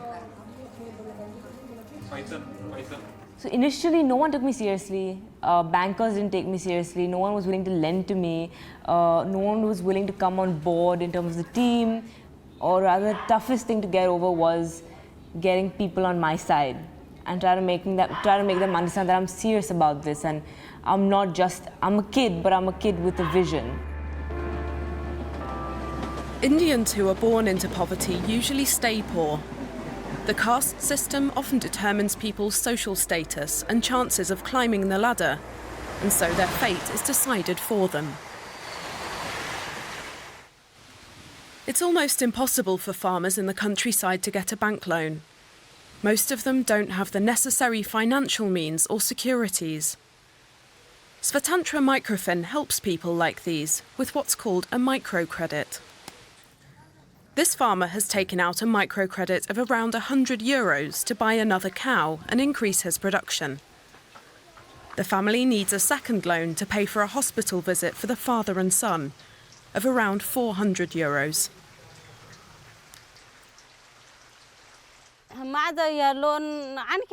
Life was very difficult before. We were struggling a lot. I'd always dreamt of having a cow, but I couldn't make it happen. Thanks to the microcredit, I was able to buy one. The company has already paid out around €30 million in microcredits, mostly to women. The money goes towards all kinds of things, like machines, animals, a new house, a car, and insurance. Around 99% of the borrowers keep up with their repayments because of Ananya's special system. And so I created something called social collateral. So we put ladies in a group, and if one lady doesn't repay, then all the other ladies have to chip in and repay, right? And that pressure, it adds a little bit of pressure. Her private bank has already helped more than 500,000 women across India. Demand is very high for these microloans, even though the interest rates are comparable to those of a conventional bank. The process is simple. Customers apply for a loan online using an app. Every customer gets their own digital account. Ananya Birla maintains that she's not a charity. I think we are a catalyst for their growth. I think that's what I would like to say, because they repay us with principal and interest. So we're not helping them in any way. We're just trying to provide them with a product that would support them to grow. This is a chance for people to break free from poverty. A chance that they might not have got from anyone else. Now, and that report was made before the coronavirus pandemic hit, of course. And it shows that the business world does not only consist of fraudsters and greedy venturers. There's also some good there. Let's not forget that. That's all for Made this week from me and the team. Thanks for watching.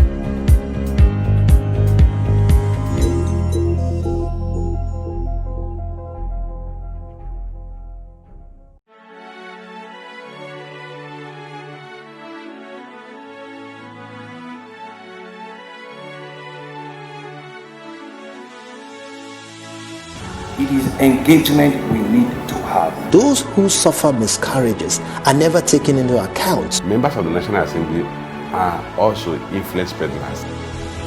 You are sitting on Nigerians' money. From the Babin, I pay my rent. From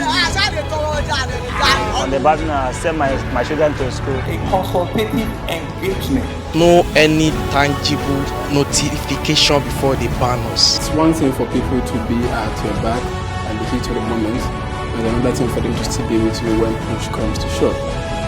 I will do everything to take Lagos out of the national grid.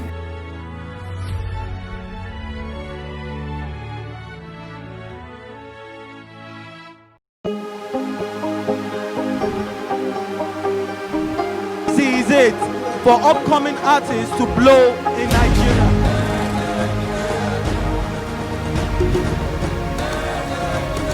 Welcome to Plus Trending. I am Buki November, your host, saying thank you for joining us on today's episode. Welcome back. It's Tea Time on Plus TV Africa. Practice makes perfect. I'm not perfect yet, but I'm a lot better than I used to be. He's a king. He's entitled to marry 100 if he wants to.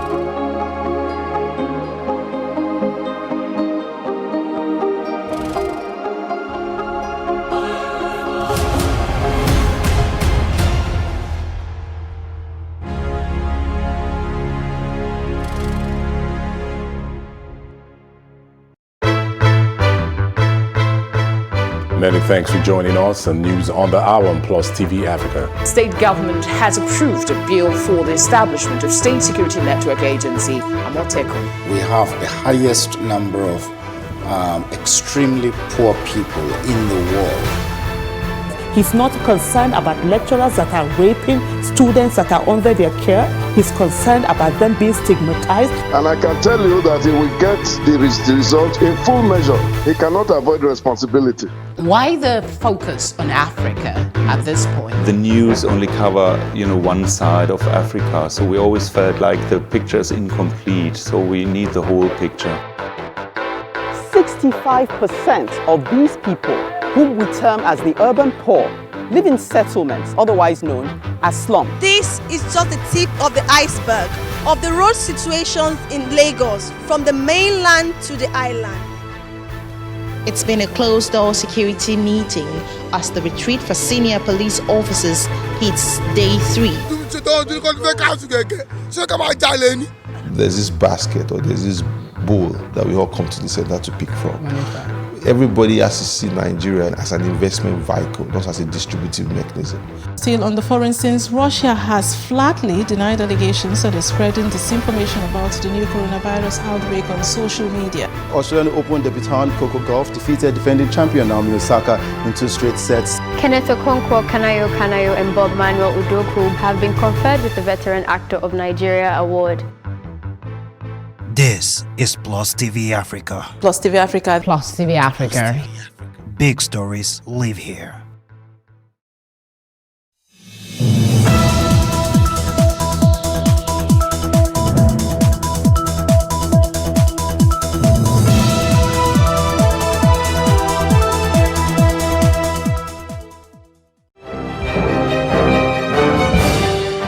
Many thanks for joining us on News on the Hour on Plus TV Africa. Here are the stories making the headlines. I am Osaogi Ogbonwa. President Muhammadu Buhari has virtually commissioned the 17-story Nigerian Content Tower in Bayelsa State. The tower is a project of the Nigerian Content Development and Monitoring Board, NCDMB, and will serve as its headquarters. President Buhari, in a speech broadcast via Zoom from the State House in Abuja, described the tower as historic. He then mandated the Ministry of State for Petroleum Resources and the Minister, Timipre Silva, to physically commission the building on his behalf.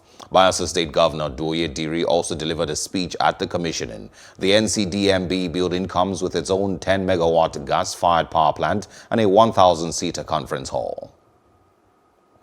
The Federal High Court in Abuja on Thursday adjourned the trial of the former Attorney General of the Federation, Mohammed Adoke, and an Abuja-based businessman, Aliyu Abubakar. The court fixed September 7th, 8th, 9th, 10th, and 11th as the new dates for hearing the case. The trial, which has been presided over by Justice Iyang Eko, was adjourned after the prosecution opened its case by calling 2 witnesses. Mr. Adoke and Mr. Abubakar, on August 4, were rearraigned by the Economic and Financial Crimes Commission, EFCC, on a 14-count charge bordering on alleged money laundering and corruption. At a previous sitting on August 11, the prosecutor, Bala Sanga, had presented a witness but failed to serve the defendants, with the proof of evidence and statement before approaching the court.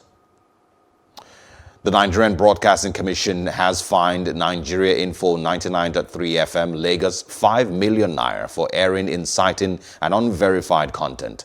A former deputy governor of the Central Bank of Nigeria, Obadiah Mailafia, claimed in an interview with the station on Monday that a governor from the north was the leader of Boko Haram and said the government was culpable in the southern Kaduna resurgence of killings. A statement by the NBC says Dr. Mailafia Obadiah's comments on the southern Kaduna crisis were devoid of facts, and by broadcasting same to the public, Nigeria Info 99.3 FM is in violation of some of the Nigerian broadcasting codes. The Nigerian Broadcasting Commission has also noted with grave concern the unprofessional conduct of Nigeria Info 99.3 Lagos in the handling of the program Morning Crossfire. The station provided its platform to Dr. Melafia Obadiah to promote unverifiable and inciting views that could lead to public disorder. The new Nigeria People's Party, NNPP, has called on the Independent National Electoral Commission, INEC, not to compromise electoral process in Edo and Ondo states by their utterances. NNPP described the statement by the INEC that it would discontinue the election process unless all parties are able to guarantee peace as the one which shows that the election umpire is not ready for election. Addressing journalists in Oshogbo, the Osun State capital, the state chairman of the party, Oluwatosin Odeyemi, stated that it is the responsibility of INEC to ensure that all parties play in line with the rule of the election by collaborating with security agencies in ensuring peace and security before, during, and after the election. In Edo and Ondo states, every indication on ground is a pointer to the fact that the election umpire in our land, INEC, is not ready for a free and fair election. INEC should have simply begged the federal government to ensure peace before, during, and after the election, rather than pushing its responsibilities to the doorsteps of other political parties. Our party still feels the insinuation that the federal government is deliberately out to pauperize Nigerians and make them easy prey on the day of election. Over the years, we have observed the flaws of PDP and the misgovernance of APC and have decided to rescue Nigerians from their slave masters and provide right leadership that will control our right place in the Committee of Nations. We will focus on ensuring food security through promotion of agricultural activities, security of lives and property, quality and quantitative education. NNPP is ready to work towards providing potable water, provision of medium and small-scale economy activities. We have come as the only credible alternative to both the ruling and the self-acclaimed. The Vice-Chancellor of the University of Lagos, Professor Oluwatoyin Ogundipe, on Wednesday after the university's Senate meeting became the first casualty of the crisis between him and the Governing Council of the institution following the termination of his appointment.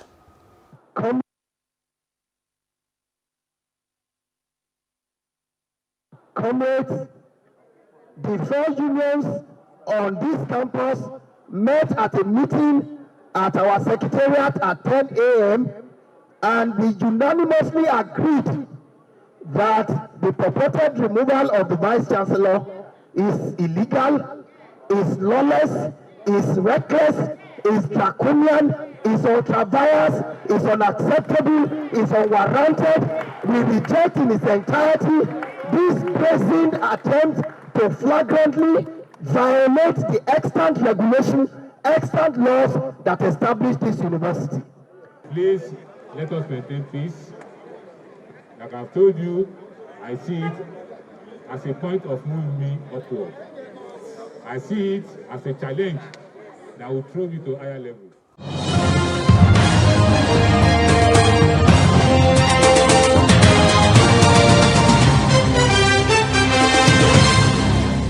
The Nigeria Center for Disease Control, NCDC, has reported 0 deaths and 453 new cases from the coronavirus COVID-19 pandemic outbreak in the country. The NCDC made this known on Wednesday. The health agency confirmed that the new cases pushed the nation's total infections to 47,743. The NCDC said that till date, 47,743 cases have been confirmed, 33,943 cases have been discharged, and 956 deaths have been recorded in 36 states and the Federal Capital Territory. It stated that 453 new cases were reported from 16 states, with Lagos with 113, the FCT 72, Plateau State with 59, Enugu with 55, Kaduna with 38, Ondo with 32, Osun State with 26, Ebonyi with 20 cases, Ogun with 9, Delta with 8, Borno 7, Akwa Ibom 6, Oyo with 5 cases, Bauchi, Kano and Ekiti State all with 1 cases each. And the Minister of Information and Culture, Lai Mohammed, has reiterated that coronavirus COVID-19 was not a disease for the elite, as being labeled by a section of Nigerians. Mohammed said that in spite of all the efforts of the government through the Presidential Task Force on COVID-19, some people still live in denial that the disease was real and deadly. He warned that there was no known cure or vaccine for COVID-19 yet, but non-medication strategies include personal hygiene, social and physical distancing, and wearing of face mask, and are still very much encouraged. The minister thanked the media for their selfless efforts and sacrifice in sensitizing Nigerians to the dangers of contacting the virus.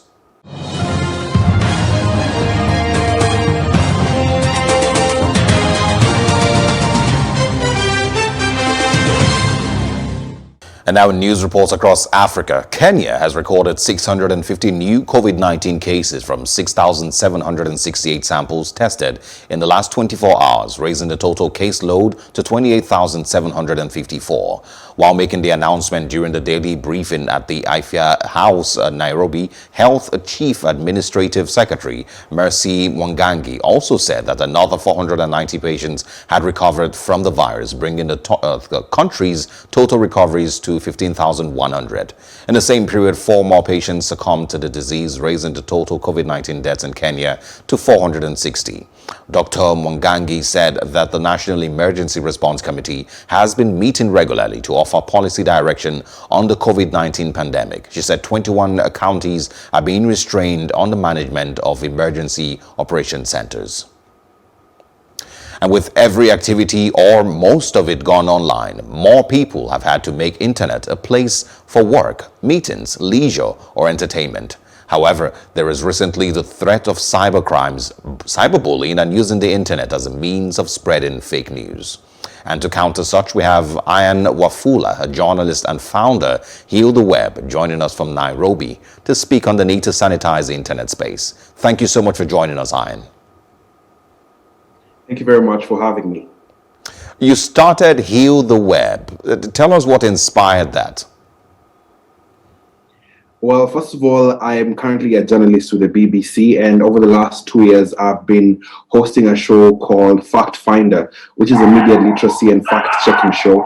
And so through most of my work, I discovered that there's so much, fake news, and people are not using the internet kind of in the right way. So I decided, other than just telling stories, maybe I should do a little more and use my social media platforms and go a step further than just telling stories, to actually educate people on better internet use, which is how Heal the Web came up.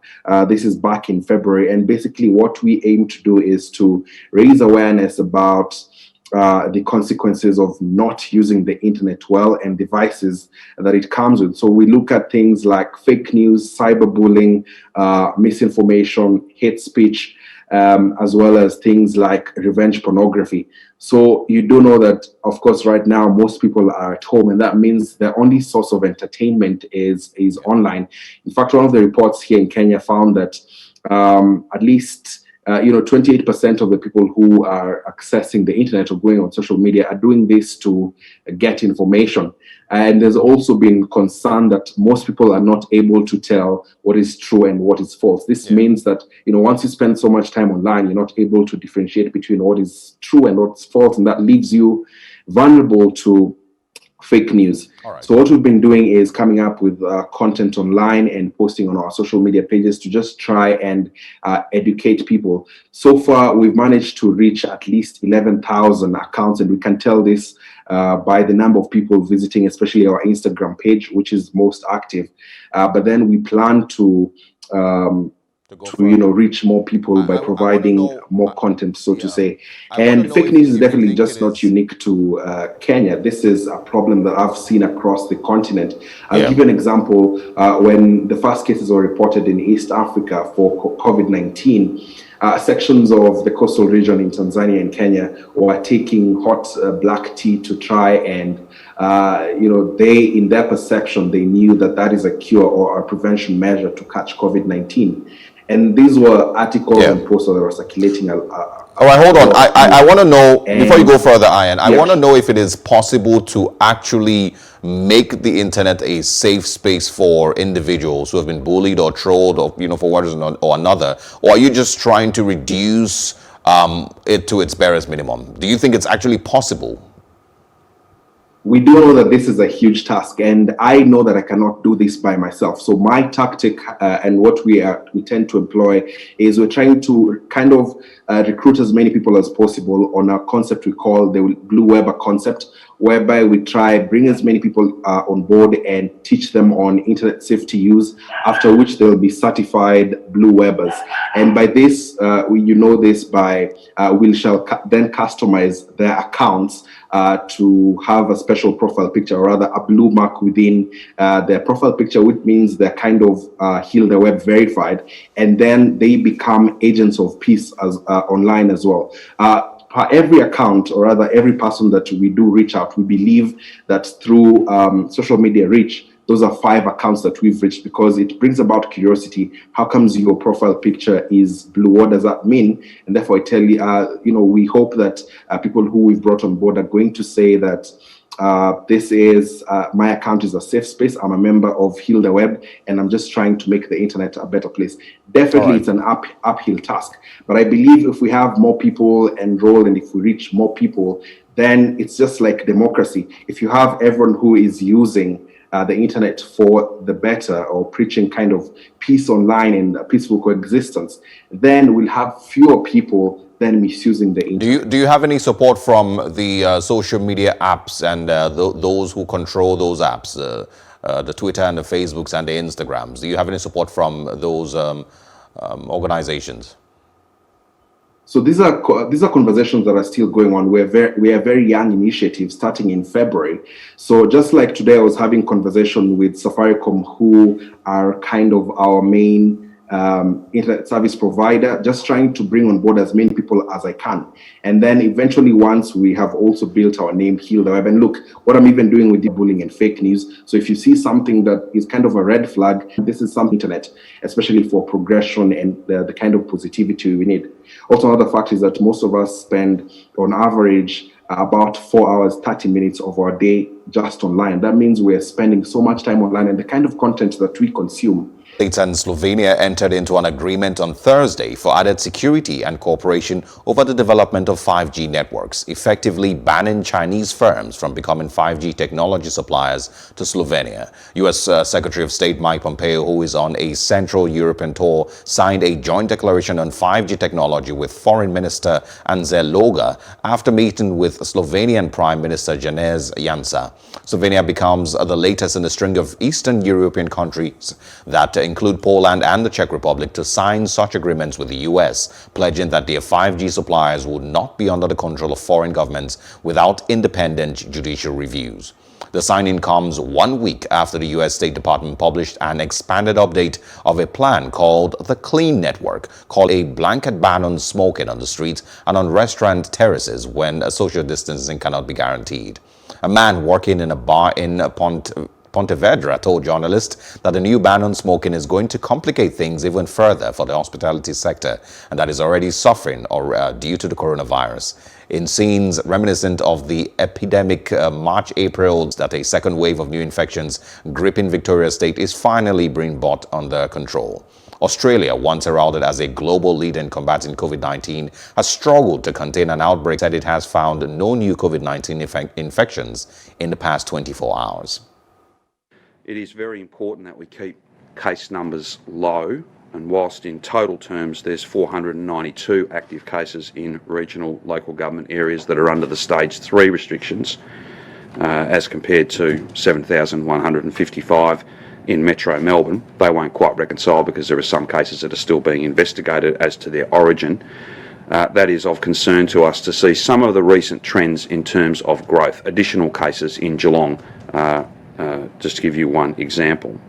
We will have a regional testing push in Ballarat, Geelong and Bendigo, and there will be 3 additional test sites opened up to support that extra testing activity. This is all about encouraging anybody with any symptoms in Bendigo, in Ballarat or in the Geelong region to come forward and get tested. And still ahead on the news on the hour is our roundup on entertainment and sports news. We will be back in a moment. Stay with us. Oto Ilogbo, a slum in the midst of the city. This community came into existence in 1993 in the absence of a mass house to the teeming Lagosians. That's why some of us come to this community and create something out of nothing.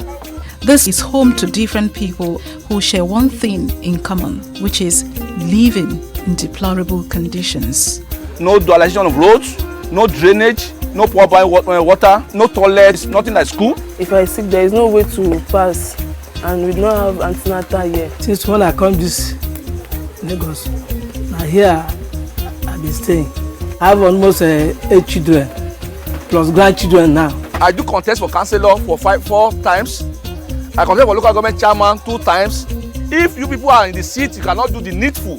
Let people like us be in that seat and make sure that my people benefited in governance. Premise Friday, 1:30 p.m.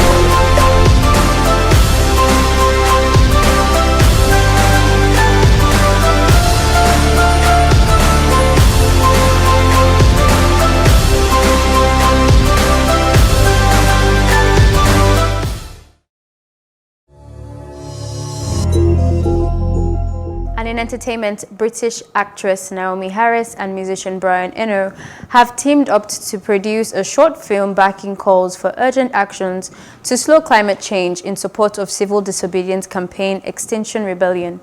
Harris, who plays Eve Moneypenny in the James Bond movie Skyfall, Spectre, and forthcoming No Time to Die, provides the voiceover for the animation, which also explores the threat posed by the accelerating loss of species. The film is the first of 2 animations backed up by Hollywood stars to support Extinction Rebellion, which originated in Britain and mobilized thousands of volunteers to peacefully offer themselves for arrest at climate change protests last year. That is all on entertainment news. My name is Ife Omai. The best in sports is after this. And now in sports, Watford has set to appoint Vladimir Ivic as their new replacement for SAC manager Nigel Pearson. Pearson was dismissed 2 games from the season's end as the Hornets chased Premier League survival, but that failed as Watford lost both matches under Hayden Mullins and were relegated to the Championship. The 43-year-old Ivic is a free agent after leading Maccabi Tel Aviv to 2 consecutive league titles in Israel and previously managed Greek club PAOK. He would become the club's 4th permanent boss in less than 12 months as Javi Gracia and Quique Sanchez Flores were both sacked in the early weeks of last season, leading to Pearson's arrival in December. And that's our news roundup of events at this hour. For more news updates, please follow us at Plus TV Africa on Facebook, Twitter, and Instagram. And do subscribe to our YouTube channel at Plus TV Africa. We'll be back later with more stories making the headlines. Do join us. I am Osaogi Ogbonwa.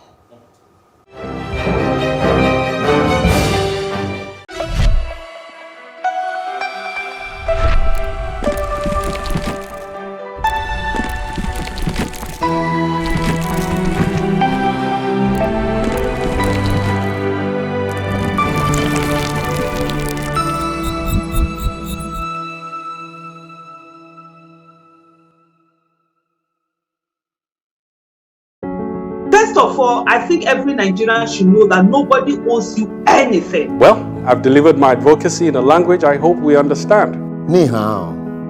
So let's forget the charade that is decency. Nigeria is culturally bankrupt. He brought up Big Brother. They're telling them that if you want to be famous, if you want to be noticed overnight, you want to be a star, this is your ladder in a country where there is no hope for you otherwise. Let me take it up from there. We are a country where we punish good behavior and reward bad behavior. If we all, the way we troop out to Canaan land, and we all troop out like that and say, we'll just sit down here on the express and won't go anywhere until government takes a decision. It's easier said than done in the sense that clearly, otherwise we would have done it. Because going out and protesting without a goal is a pointless protest. That approach is not working. You have not protested. No, hold on. No, hold on.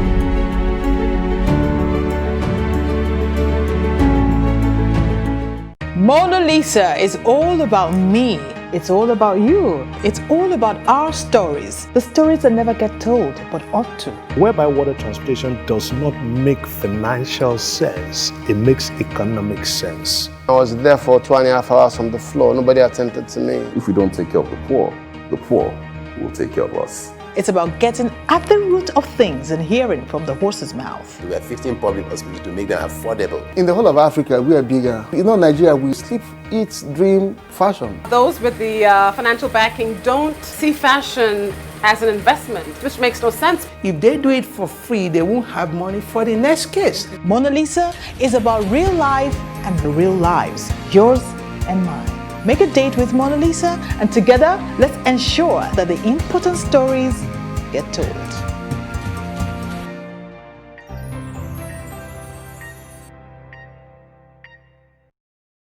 The Oshafa Pottery Center lies in the ancient village of Oshafa in Buhari Area Council on the northern axis of the Federal Capital Territory, Abuja.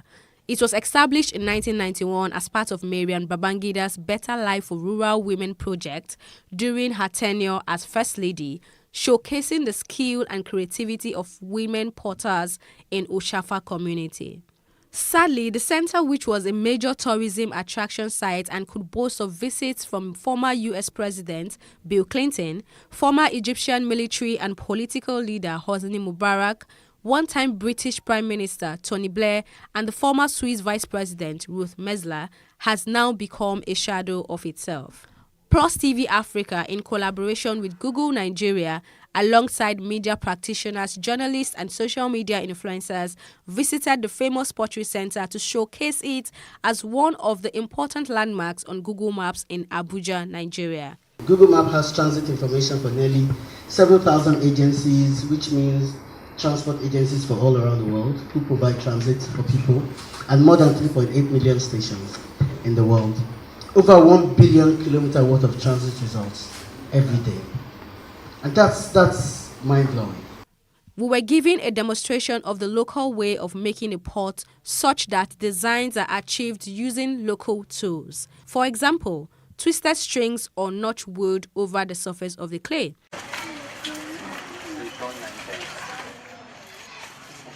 She tends to go round and round about the pot until she achieves the desired shape and height. Then there are some tools equally here she has that she used to equally design it, then shaping it, then smoothing it. You have to turn and turn. She has to turn around so that the thing will be, the wall will be even. If you don't turn, the wall will not be even. The essence of she turning is for the wall to be round, for the clay to be even round. You can see one other tool here. That one is like a rag. Are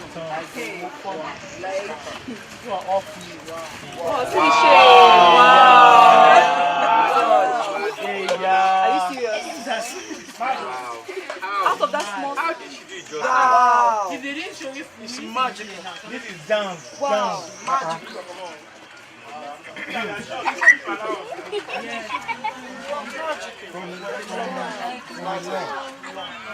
That's how stars do. Even look at the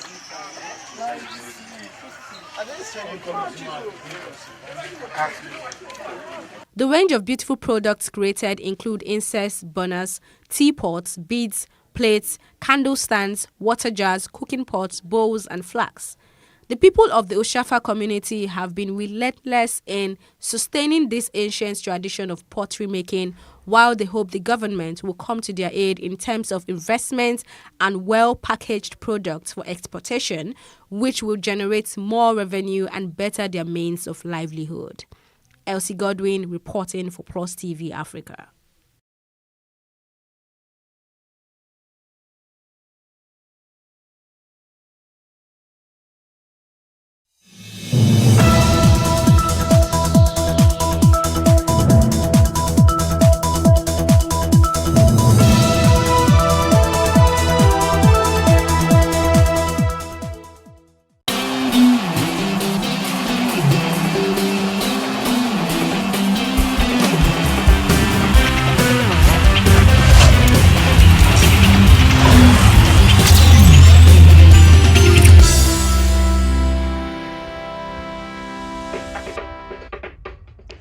Hello and welcome to the show. Today, this is Plus Sports and Plus TV Africa. We bring you the best of analysis on stories breaking in the world of sports. And I've got Destiny Onoigboria on the show right here, and it promises to be a great show. Good to have you with us, Destiny. Good morning. Last night was a great one for you. Yeah, it was great, but at the end of the day, I was devastated. What I had in mind actually did not come to pass. So I learned you predicted the other way around, Atlanta yes, to win PSG, and it turned out okay. The same thing applied to the game between Arsenal and Chelsea. Some Chelsea fans predicted 2-1 in favor of Chelsea, but ended in favor of Arsenal. But yeah, some tickets turned green, some tickets turned red, as we all await that day that people will use. I can't remember the last time somebody won ₦1 million with #100 bet, and I'm wondering it happens. How does that happen? You just have to be calculative. It happens. Don't you think it's robbery? It's kind of selfish. It's robbery. You use #100 to win $1 million. Well, you know, when it comes to betting, I think it's luck and it has to do with wisdom. You know, when you are wise. So some people now, they spend a lot of money trying to win big money and they don't win. While others, they will just put maybe ₦100 or ₦50 per se. And luck may just come in. Really, I wonder where wisdom comes from when it comes to betting, because these are not the guys that will play the football or whichever sport they get to place their bets on. They just place it and hope on luck for the tickets to turn green. And then at the end of the day, when they lose, they say they lost ₦1 million. And I'll be like, come on, you didn't lose ₦1 million. You lost ₦100, not ₦1 million. But let's come back to the home front, starting off from the Nigeria Professional Football League. Now, we heard that former Dakada FC goalkeeper Vincent Edafe has put pen to paper with the Umuahia Warlords, talking about Abia Warriors ahead of the 2020-2021 Nigeria Professional Football League season. The 19-year-old says he's delighted to have joined the Warriors, a club he feels offers him everything he needs to win trophies and also to have a great career and a successful one. Great signing for Abia Warriors, and we look forward to next season and hope that he can actually do tremendously well. And he's 19, and we hope that he can get to feature for the Super Eagles of Nigeria someday. Yeah, that's what we need now. For the fact that he said that he's going to win a trophy with Abia Warriors, I'm not so certain. You know, they ended 14th in the league this season. So if Dakada had not been relegated, if there were not anomalies in the MPFL, so I think Dakada would have been in the MPFL this season. So now bringing in a 10-year-old keeper to Abia Warriors, I feel like they are trying to survive the season. They are trying to survive not being relegated next season. And the season is about to start maybe at the end of this year, so we are not certain yet. So I feel like when we have other competitions to play for, like the Domestic Cups. All and all. So what I'm saying is, if he can actually come in to Abia and help them lift that battle of saying, oh, we need to survive the season, that is going to be good. He was scored against 19 times the previous season, so he only was able to save 6 times. So I think he's young, so he can actually bring a lot of things to the table. And for the Nigerian team, the national team, you know, we always talk about young stars. Yeah. These are the kind of guys that we need. There is nothing wrong with going down to the professional leagues and looking for people that can actually say. It's been long we had a person like Vincent Iyama. We don't see them like that again. Instead, now we now go to Russia, we go to Germany to bring players that were born there, that were already made there, rather than looking at those we have in our league. So I think this is a start for him. Then if Yaganatua can just open his eyes and see a youngster like this, then I don't think we have problems going out to to Europe to look for goalkeepers. Well, good one for Vincent Edafe right there, completing his move to Abia Warriors, and we just hope that he can lead Abia Warriors back to glory days. I've seen a bit of his highlights, and he shows that he's a quality goalkeeper, and manning the post for Abia Warriors. I'm sure they will concede less goals this season. Now let's go straight to what happened last night in the Champions League, and it was about luck, miracles, I don't even know what to call it. Well, for Paris Saint-Germain, they scored 2 late goals in a sensational comeback against Atalanta to reach the Champions League semi-finals for the first time in 25 years. A night of frustration for Paris Saint-Germain forward Neymar, who looked set to ensure more continental disappointment for the French champions as unfancied Atalanta led through Mario Pasalic. Now for PSG, they will now face either of RB Leipzig or Atletico Madrid in the first semi-final next. That'll be on later today. And of course, that game will go down next week. That is PSG against the eventual winners of the game that will go down later today. Now, looking at that game, during the first half, I felt like Atlanta had a major chance to take the lead and cause all sorts of damage on Paris Saint-Germain. But yes, we can also say the same thing that affected the Wolverhampton Wanderers in the Europa League also came to play yesterday. Experience. Paris Saint-Germain kept on banging the doors until the door opened at the 90th minute. They scored the equalizer, and Mbappe came off the bench. Like I predicted yesterday, I said he shouldn't start the game. Let him come off the bench and be the joker of the game, and that happened for PSG yesterday against an Atlanta side. 2-1. It ended PSG in the semi-finals. Well, it was a very wonderful game to watch. I was actually rooting for Atlanta to win. I had all my eyes on them. These guys, from nothing, they are coming in to play one of the champions of the world, not in terms of Champions League anyway, but the champions in France. So yesterday it was great, and I actually felt like if Atlanta could make it down to the semi-finals, they could defeat either Atletico or Leipzig, because they have they are not so experienced in European competitions, but PSG, they have experience and youth. That's what happened yesterday. You know, when you have youngsters in your game, you have fast runners, you have fast strikers, you have fast defenders, everything about you is just fast. And it's youth actually played for PSG yesterday, and coupled with the fact that they have also experienced being in European competitions before. And if this PSG team, if they go on to win the Champions League, it's going to be a record-breaking, whatever you want to call it. The likes of Beckham, they could not do it. Ibrahimovic, they could not do it. David Luiz, none of them. Look at the squad they had there like 5 years ago, 10 years ago. None of them did it. But the youngsters like this, World Cup winners, champions of different areas of their lives, they are coming into PSG. They are youngsters. And this was what I was saying yesterday. When you have youngsters in your team, anything can happen. And that was what happened against Atlanta yesterday. Although Atlanta, they are more determined anyway to win, but you could see that European blood was already instilled in PSG, so they had that in mind. And bringing on Mbappe in the second half, I think that was a wise move from Tuchel. Like he had to do something, and he knew that even the goals that came in the second half, they were from the bench. So Mbappe assisted, the other guy scored. Yeah, he was from the bench too. So Draxler also came in from the bench. So that was just a mastermind tactics yesterday. But if PSG can go on to the final, which I'm not so certain, because if they get to play Leipzig or Atletico, who knocked out Liverpool, it's actually going to be very tough, since yesterday was tough for them. So the next matches are... You can as well blame it on luck, because Paris Saint-Germain, remember they shut down the French Ligue 1 long time ago. Yes, they played a couple of friendly games and all that. There was a team they even scored as much as more than 15 goals when it comes to the 2 legs they played. But PSG will know them to be a formidable team, an attacking side. They have the likes of Neymar, there's Mbappe there's Di Maria. Sarabia, all of them. Yeah, exactly. So they have what it takes to go all the way to the finals. But then it depends on the commitment of the players on the football pitch. Now, against Atlanta yesterday, I wouldn't say they underrated Atlanta, because I watched the game. PSG kept on pushing. At some point, it felt like Neymar was, he was causing problems on the defense of the Atlanta side. But it just wasn't working for him. It wasn't the Neymar that we used to know. But still, then again, I think Neymar broke Mbappe. No, apart from missing Mbappe, Neymar took charge of the game. He took charge of the game, but then he wasn't getting the necessary support that he needed. But at the end of the day, they made it happen. They won that game, and we're looking forward to the semi-finals. I'm sure it's going to be a tough one against either of Atletico Madrid or RB Leipzig. But again, Neymar wants to win the Champions League. with PSG, and this looks like a perfect time for him to win it. But looking at the teams that we also have, we have Man City, we have Bayern Munich. But they have to take it one step at a time. Two games remaining. Yes, one step at a time. You know, it's not when you get to the final you say that, oh, I made it here because I want to win the finals.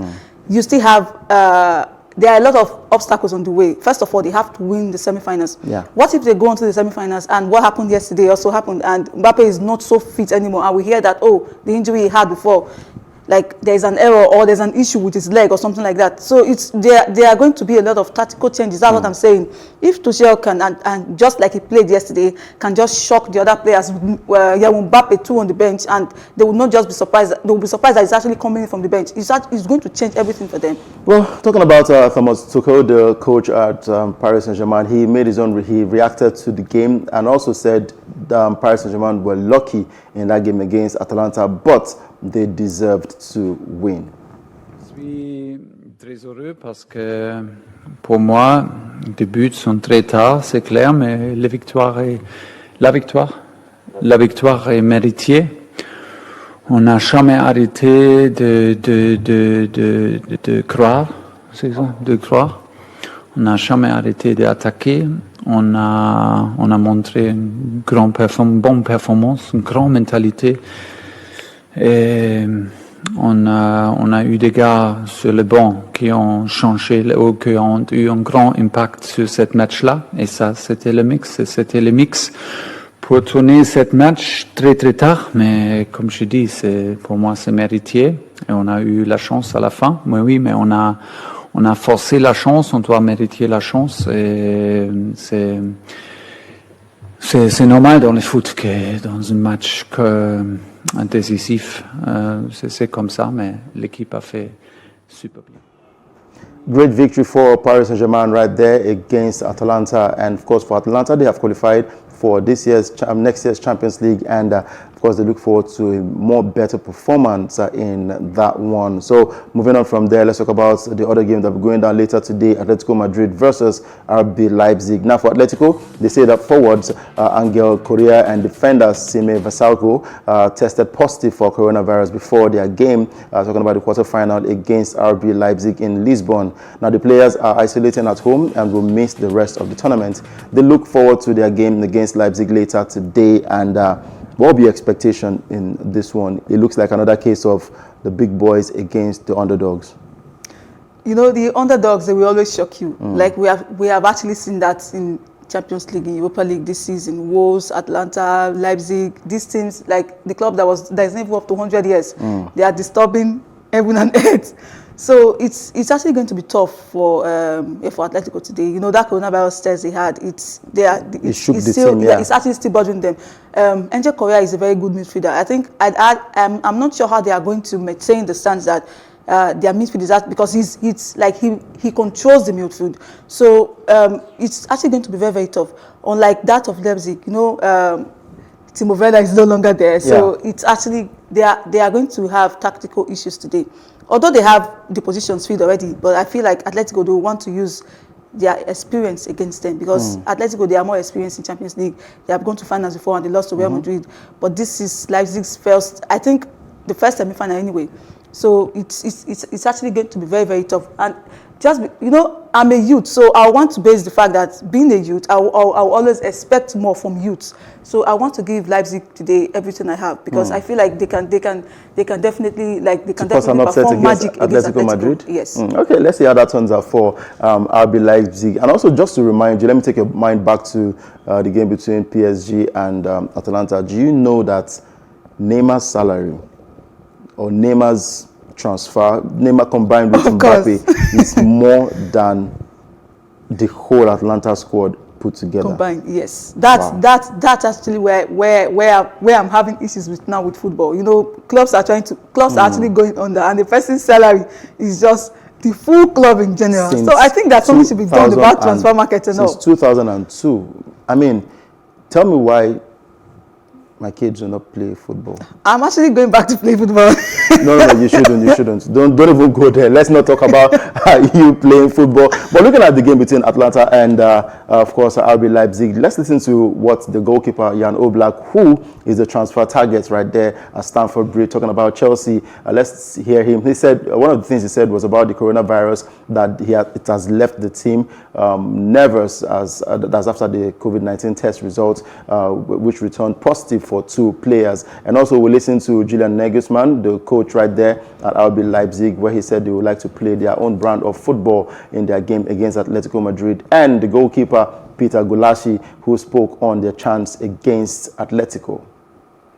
Sí, la verdad que el sábado cuando hemos hecho test salimos de entrenamiento todos bastante tranquilos, y luego el domingo por la mañana, cuando nos han avisado que había 2 positivos en el equipo, era un poco estresante esperar el otro test y pasar el otro test, pero es algo, como he dicho, ahora en este momento muy común en el mundo, así que hay que tener cuidado, y Ángel y Sime seguro que han tenido mucho cuidado y no tienen idea cómo lo ha pasado. Espero y estoy seguro que nosotros estamos bien. Hoy hemos hecho otro test y mañana por la mañana nos dan resultados.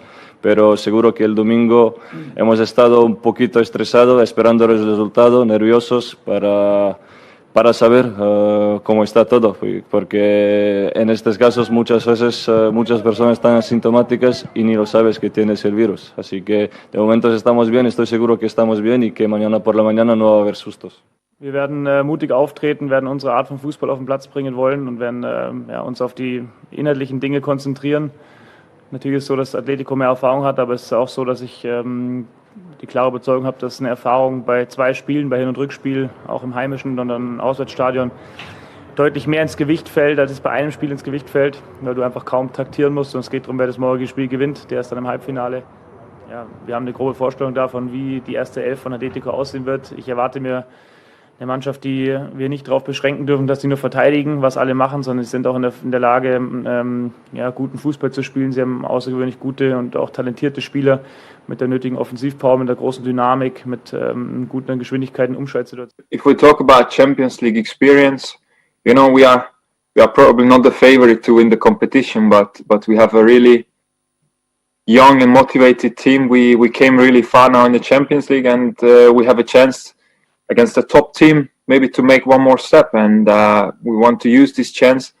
This one game tie is a new situation for everybody, so again it's similar, you know, these days you cannot really judge how things gonna turn out in football because everything is new for all the teams, and that's why probably this thing called experience maybe is not as important as it would be in a normal scenario. But on the other hand, of course, if you play in the Champions League, you want to play in front of people, you want to have the two-tied competition to play in the away stadiums as well, and experience the whole atmosphere in the Champions League. Unfortunately, we're not going to have that. On the other side, of course, if you look at the other way, there's only 2 games until the final. So, of course, it makes maybe a little bit easier to go even further. Yes, a case of the underdog against the big boys right there. And remember, in the Europa League, it was Wolverhampton Wanderers. They almost did it, but they crashed out against an experienced Sevilla. Atlanta almost did it against Paris Saint-Germain. They crashed out against PSG. Now, let's see if RB Leipzig, as an underdog, will get a victory or an upset against Atletico Madrid. Now, let's run over through some transfer stories that we have for you. Willian is on the verge of completing a move to Arsenal. We hear that he has completed his medical, and in the next 48 hours, he should be announced as an Arsenal player. And I'm sure this is good news for all Arsenal fans out there. And going over to Tottenham Hotspur, Harry Kane. Yeah. Harry Kane has extended his contract till 2022, and I'm wondering, is it that clubs are not coming for Harry Kane? Because there are a lot of rumors about him moving over to Real Madrid, Barcelona wants a new striker and all that, but he has extended his contract to remain right there at Tottenham Hotspur, right under Jose Mourinho. Is it a good move for him? Well, I'm not so certain. You know, for Harry Kane, if you are not winning trophies, why stay back? Like, he needs to win a trophy. I don't think he has won any trophy. I'm not even sure of that yet. So he has won the highest goal scorer award. That's something. That's a trophy, but a trophy. That's 2024. So 2024, it's actually, how old is he going to be in 2024? And clubs are not going to come in for him anymore. I think the opportunity he had at that time to join Real Madrid, he should have taken it. But if it was a rumor, truth actually come out of rumors anyway. Barcelona, I'm not so sure. Juventus, possibly, but I'm not so sure. But at the time he had a move to leave that time, he should have left. Because well, the now, clubs didn't pay. There was just, it's all rumors. Nobody confirms anything. Nobody confirmed anything. There is an agreement between the player and the club. The same thing applies to Jadon Sancho, where he has agreed terms with Manchester United. But Borussia Dortmund gave him a deadline, which was on the 10th of August, to make up his mind to leave or to remain. Now he has remained at the club, but Manchester United still want to get him. For Harry Kane, we just heard rumors that Real Madrid wanted to sign him. But if you ask me personally, I think he would have looked for a better club. For Tottenham under Jose Mourinho now, I don't see them catching up with any trophy at all. It's not likely. But Jose, like, he's a coach who loves to win. He loves to win, but that was you think it can happen with Tottenham Hotspur? Things have actually changed. Things have actually changed. Nobody uses the same style Jose Mourinho used back when he was in Porto, back when he was in Inter, in Real Madrid, in Chelsea, even in Manchester United. We were just lucky then to have won the Europa League, but things have actually changed. Now, he's a big spender. He likes to get a lot of players. If he wants to get 100 million man, if you talk to the board, they will give you the money to get. But in Tottenham, that's not the case. They don't have a lot of money to spend that much. Not in this pandemic. But maybe Harry Kane saw something with I'm thinking he was pressured to stay. No. Because this is a new manager. Jose Mourinho has a different style of playing football. So maybe he has seen something different with Jose Mourinho. A number of times he has come out to say that sometimes he does not agree with Jose Mourinho, and other times he says that Jose Mourinho knows what he's doing. But I feel like he should have. Well, let me not say much, but let's just wait to see how the season turns out, because the season has not even started yet. They are still trying to sign in players. Jose Mourinho just signed in a defender from Southampton, so we are still going to see how he's going to shuffle the team, how he's going to bring in new players, how he's going to amend the team from what Pochettino left it. But if you ask me, I think they shouldn't have actually let Pochettino go. But at the end of the day, this is what we have today. All right, let's see how that turns out for Harry Kane and Jose Mourinho, and of course the whole of Tottenham Hotspur as we look forward to the new season, talking about the 2020-2021 season.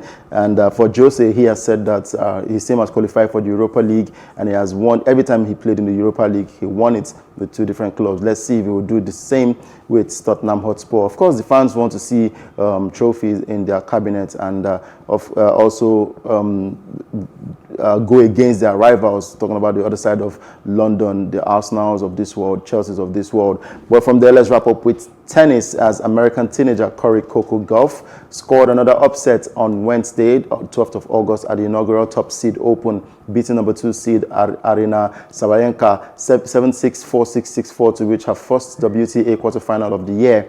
Playing her first tournament since the Australian Open, the 16-year-old Gauff pushed Sabalenka, who won her third career title before the WTA tour was suspended due to the COVID-19 pandemic, to 3 sets. Now, the match went on for nearly 3 grueling hours. I mean, Coco Gauff has been extraordinary, I must say, and she looks like a perfect replacement for Serena Williams when Serena decides to drop her bat. Of course, this is a preparation for the US Open, and I see Gauff, like, she's actually going to set another upset again in the US Open, just like she did last year, just like she did in the Australian Open this year. So I see her as somebody that's definitely going to take over from Serena when she retires, or from Venus when she retires. But can she get to 24 Grand Slam or 23 Grand Slam titles that Serena is actually chasing? I think so. She's just starting she started at the age of 15. And now she's 16. She's already breaking records here and there. And I think she just made the top 50 when the WTA ranking was announced. So I really want to connect this now to Nigeria.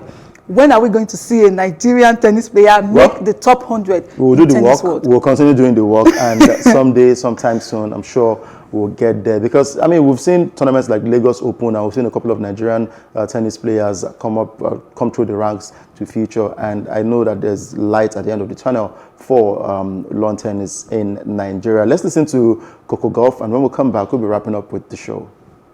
I think definitely my mentality is what pushed me to win, really, to be honest. I mean, we're both playing good tennis, and we both had up and downs in the match. So I would say definitely the mentality. I mean, at the end of the day, it came down to a couple points and a couple close calls, and that's just tennis in general. Yes, for me, I would keep saying she's a perfect replacement for Serena Williams. And for Serena, we're looking forward to the game between the Williams sisters. That game goes down later today. Serena Williams versus Venus Williams, still in the top seed open. And all my money will be going for Serena Williams. Mine is Venus. Like, Venus. she definitely has something. She has to win this time. If at all. You know, she has lost a lot of finals to Serena. Although this is not a Grand Slam event anyway, but she has lost a lot of Grand Slams to Serena. I actually want...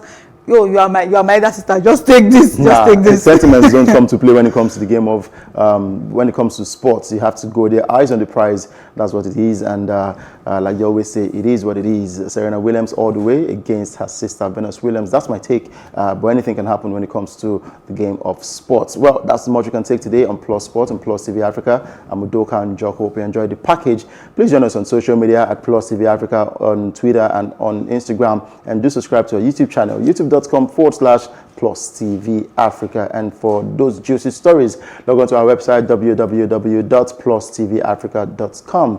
And Destiny, thank you for coming. And thank you for having me. May your predictions come true today. Of course, definitely. I hope it actually does. All right, keep it locked down to Plus TV Africa. We bring you the best when it comes to TV programming. Remember, the big stories live here.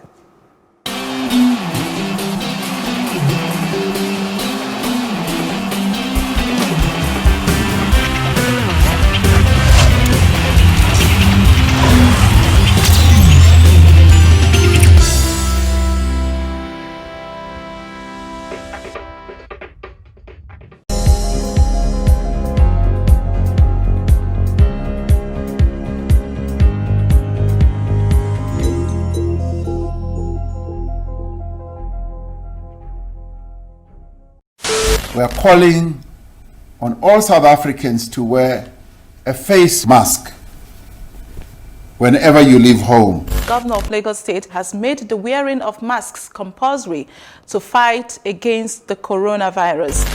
I want to encourage you to wear a mask wherever you go. We will strictly ensure the mandatory use of face masks or coverings in public, in addition to maintaining physical distancing and personal hygiene. As most countries in Africa approach ease of lockdown, one of the essential rules of leaving the house is you must wear a face mask. Entrepreneurs say the pandemic, albeit having many disadvantages, has presented opportunities as well, and one of these opportunities readily open for many is the production of face masks. Owners of garment-making factories and do-it-yourself champions have all jumped on this line of business. The question is, how efficient are these other masks compared to the initially recommended N95 respirators and surgical masks? N95 masks are also called respirators, and they are designed to be disposable, tight-fitting to the face, creating a seal to prevent particles from getting in. And then they also have specialized filters, which filters about 95% of air particles or droplets. Cloth masks are usually not designed to fit the face, and so it doesn't really protect you from aerosols or droplets or air particles that can get into the respiratory system. A lot of people might have no choice but to use a cloth mask due to the cost and availability of the surgical masks. And for some, it has become a fashion accessory. Whatever the case may be, it is important that it meets the requirement of a protection against any kind of droplet or fluid from and into the mouth, nose, and eyes. For the surgical mask, you use, take off, and dispose appropriately. But for the cloth masks, how do we maintain proper hygiene? When you need to take off the mask, try not to touch the middle part. Take it off from the loops around your ears and drop it into antiseptic liquid. So if you have laundry soap, take a mixture of laundry soap, a bit of bleach, okay, and a bit of an antiseptic liquid. They have different types on the market. Make a little mixture and then drop it in. Let it sit for about 10 to 20 minutes. Pour that liquid away, make a fresh one, and then wash it. and air dry. If possible, some people will say iron it. If you can, do that. Also, wash your hands once you're done. The Director General at NAFDAC, Professor Muji Adeyeye, encourages the use of non-medical face masks. You mentioned that NAFDAC has announced not to use non-medical face masks. No, we did not do that. We said that non-medical face masks are for the masses, are for you and I. The medical face masks are for the healthcare workers, because there is a shortage of the medical face mask. However, NAFDAC warns against using low-quality face masks in terms of materials used for production. Remember, face masks are to be used while maintaining measures such as social distancing, not touching the face, eyes or mouth, and washing of hands with soap for 20 seconds or use of alcohol-based hand sanitizers. Ensure that you stay safe. Your safety is our collective safety. Elsie Godwin for Plus TV Africa.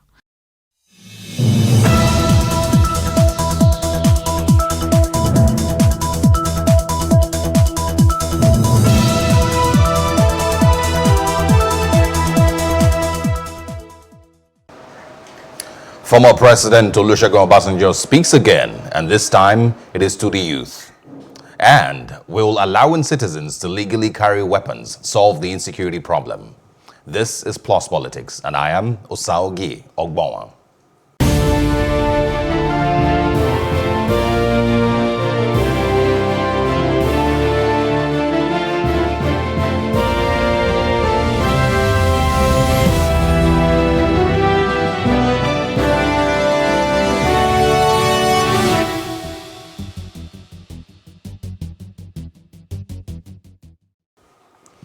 Welcome back. Former President Olusegun Obasanjo has spoken again, and this time he has asked African youth to dislodge the older generation from leadership positions. Obasanjo enjoined the youth to participate actively in the activities of political parties with a view to taking over the structure from them. The former president said this while marking this year's International Youth Day. Similarly, the governor of Benue State, Samuel Ortom, while marking the same celebration, stated that the leaders of the country have failed the coming generation, saying that equality and fairness have not been institutionalized in the country. Joining us to discuss this is Dikpo Layuku and David Hundeyin, both journalists. Thank you so much for joining us. It's always a pleasure. All right, I'm going to start with David. I would start the conversation with you this evening. What do you think the former president meant by active participation? Sorry, just repeat the question again. I'm asking, what do you think former President Olusegun Obasanjo meant when he said active participation? Right. The youth demographic of is basically the majority of both the bottom population of Nigeria statistically. Unfortunately, this is part of that. It doesn't seem to be very clear from your end. Okay, so we're gonna move to Mr. Dikpo and see if we can get you started while we try and reconnect with David. Dikpo, let's have you speak about that. What do you think former President Olusegun Obasanjo meant when he said active participation? Yeah, thank you very much. I think if I'm going to put myself in his mind, and which is, I think it's what everybody is talking about, they should involve themselves in all the processes that leads to election and post-election. How do I mean? When you're talking of politics or getting involved in governance, it has to do with the process of electioneering, taking part in the election in terms of campaigns, in terms of obtaining nomination forms, putting youths forward as candidates in elections. And then on the day of election, youth will go out to vote and also ensure that their votes count. And after that, when they found themselves in government, then they should be involved in governance. Hitherto, it has been established that in terms of population or number, the youth form the bulk of the population in a country. And we are talking about the population involving the elders and then the things. But interestingly, it's like our youths have not taken advantage of this their huge population. The youths are the ones that are involved in campaigning for the leaders who are very old. If I go with, according to Chief Olusegun Obasanjo, the old leaders. The youths are the ones that were involved in their campaigns. When it comes to the issue of elections, the youths will not go, they go out to vote for these old leaders. And when it's time to engage in electoral malpractices, the older ones will not go and snatch ballot papers. They will still use the youth. The old ones will not go and going about with machete and stuff like that, disrupting elections, election rigging. They will still use the youth. So I think what the former president was trying to tell the youth is their involvement in politics, they should use it to their own advantage by coming forward as candidates and then make sure that the youth vote massively for the youths that are coming out. I think that's exactly what the former president was trying to say. And even when you eventually find themselves in government, the youth should also be involved in making sure that those youths they have sent into government are doing the right thing. I think that is exactly what the former president was trying to say. I want you to engaging in all forms of malpractices, helping the old leaders to remain in office. All right, I want you to speak on, while we're trying to connect with, reconnect with David, I want you to speak on where you feel the disconnect is with Nigerian youth. Because like you said, we have a large, population of young people in the country. They get active when it comes to being used for, the negative aspects of electioneering, but they never get active with the, what's the most important. So where do you think the greatest disconnect is with the level of interest Nigerian youth have in politics? Okay. For example, let us look at it from this perspective. On the day of elections, the youths who are not engaged in electoral malpractices, what do? You will see them, because in Nigeria, on the day of elections, every other thing is paralyzed. No movement, no economic activities. Everybody is geared towards voting. But interestingly, you see these youths, they convert our roads into a football pitch, and you see them in large numbers playing football on the day of election. That is those who are not engaged in electoral malpractices. So this is exactly where the problem lies. I think the youth are somehow disenchanted with the system that we operate. An average Nigerian youth on the day of election, instead of engaging in electioneering voting, they go into other things. For example, look at the issue of, let us just look at this as an example, the issue of sports and football. An average Nigerian youth is more affiliated to sports, especially football, than politics. To him, when you are discussing politics and you are discussing football, he would rather show more interest in discussing football than in politics. So that means they are disenchanted. They don't know the value of the strength that they have. All right, The leaders of yesterday that have become the heroes of yesterday, Chief Obafemi Awolowo, Nnamdi Azikiwe, Herbert Macaulay, and the likes, they started their political activities as youth. But unfortunately, our youth don't see politics as something they should involve in. They see government as, the government belongs to them now. They are the one that should be practicing government. And there has to be a reason why this so that is the irony. Yeah, and that is the problem. So I want to welcome back to David Hundeyin. Thanks for joining us once again. Yes. All right, so I'm sure you've been listening. I want to know what you think is the reason for this disconnect. You spend a lot of time online, engaging with young people, getting to interact with them a lot. So you should have an idea the way that they think and why they don't seem to be very interested in this process. And then I want you to quickly speak on that. And then also, the call of the former president to youth to dislodge older generation from leadership positions, would you see this as a call to violence, assuming that these leaders are not willing to even give up power?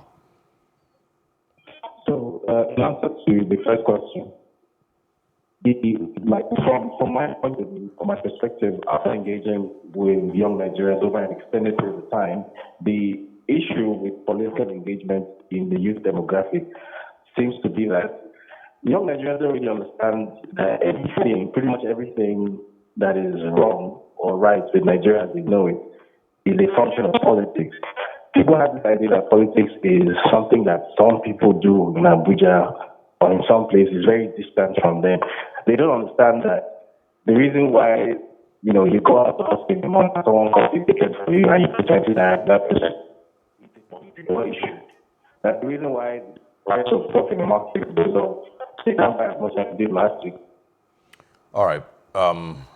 Apologies for that. We're going to have to, of course, once again go back to Dikpo Olayoku. I want you to speak on, the same question. I'm asking, leaders, of course, are not going to just hand over power. So do you feel that this call from the former president is maybe a call to violence or a call to, forcefully take over power from these, leaders in power currently? No, I don't see it from that perspective. One, Chief Olusegun Obasanjo, by virtue of his age and the offices he had occupied before, would not at this age be calling for violence. I think what the man was trying to tell the youths, they should take up the responsibility that has been given to them. Let us take Chief Obasanjo as an example. Yeah. The man started to be in governance right from the early 30s. As a former commissioner for works under a military regime of Dr. General Yakubu Gowon. Later, he became a head of state, and that was around 39 years old. So he would not be, he realized he has most realized the fact that the youth has what it takes to be involved in politics. But unfortunately, just like David said, and which I said earlier, the youth of today see government as something that is meant for those people, those old people. That is the irony. And I think that means our educational structure is faulty because we have civic education. Some people only say social sciences when we were in primary, secondary school. These are things that they should have taught our children of today. Yeah. But unfortunately, we are only producing them to go and start working in the office or start to do certain things. Nobody is preparing them for governance. That is where the issue of mentorship comes in. And that is very, very key. Nobody has been able to impress it on the youth of today. Yes, we always say tomorrow, they are the leaders of tomorrow. But unfortunately, we don't let them know that by being the leaders of tomorrow, they should be involved in politics. It is very, very germane. Because, like you said, power is not served a la carte, as some people will say. Nobody will hand over power to you. You must take it, not by force, but by being involved. But at the same time, there's a need for us to understand one predicament of the youth. The Nigerian politics, just like any other politics all over the world, is heavily monetized. That is one key factor, which I think is what is discouraging our youth from being involved in politics. Our politics is heavily monetized. And unfortunately, because of the social structure that we have, many of the youths that we have today are still struggling to make ends meet. So it will be very difficult for them to have enough or to also have surplus that they would deploy into politics.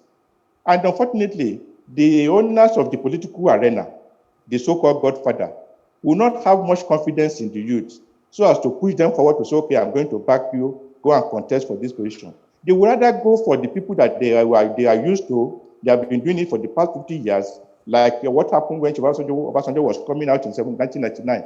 The first poster that they posted, there wasn't any political party there. There wasn't any message there.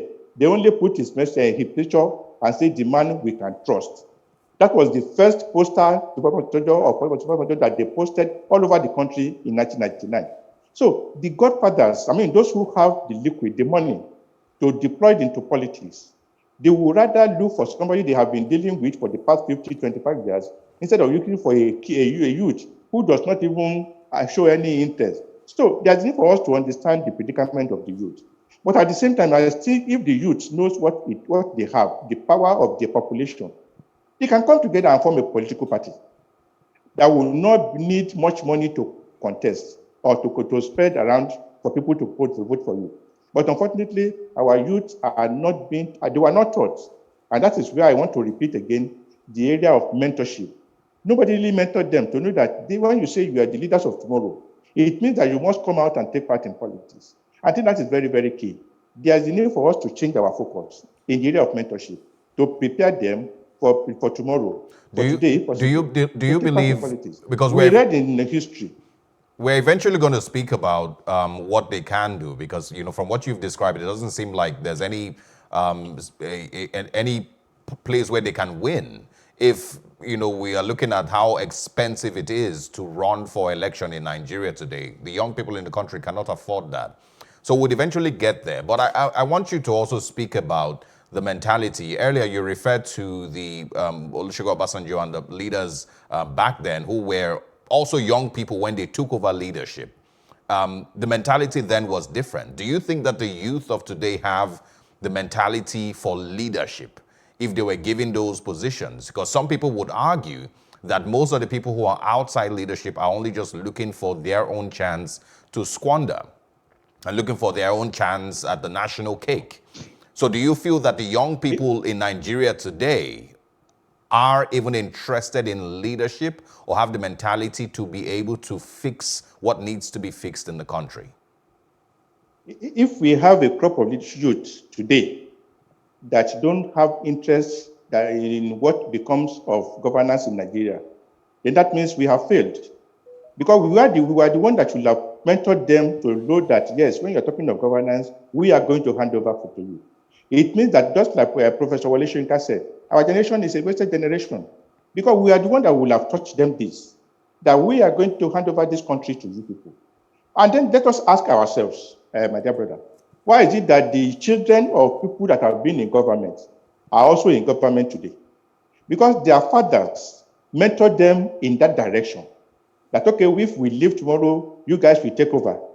And this should have been a general mentorship, not a mentorship that is restricted to a family, where the family will continue to rule over the same set of people, and some people will continue to be subservient to them.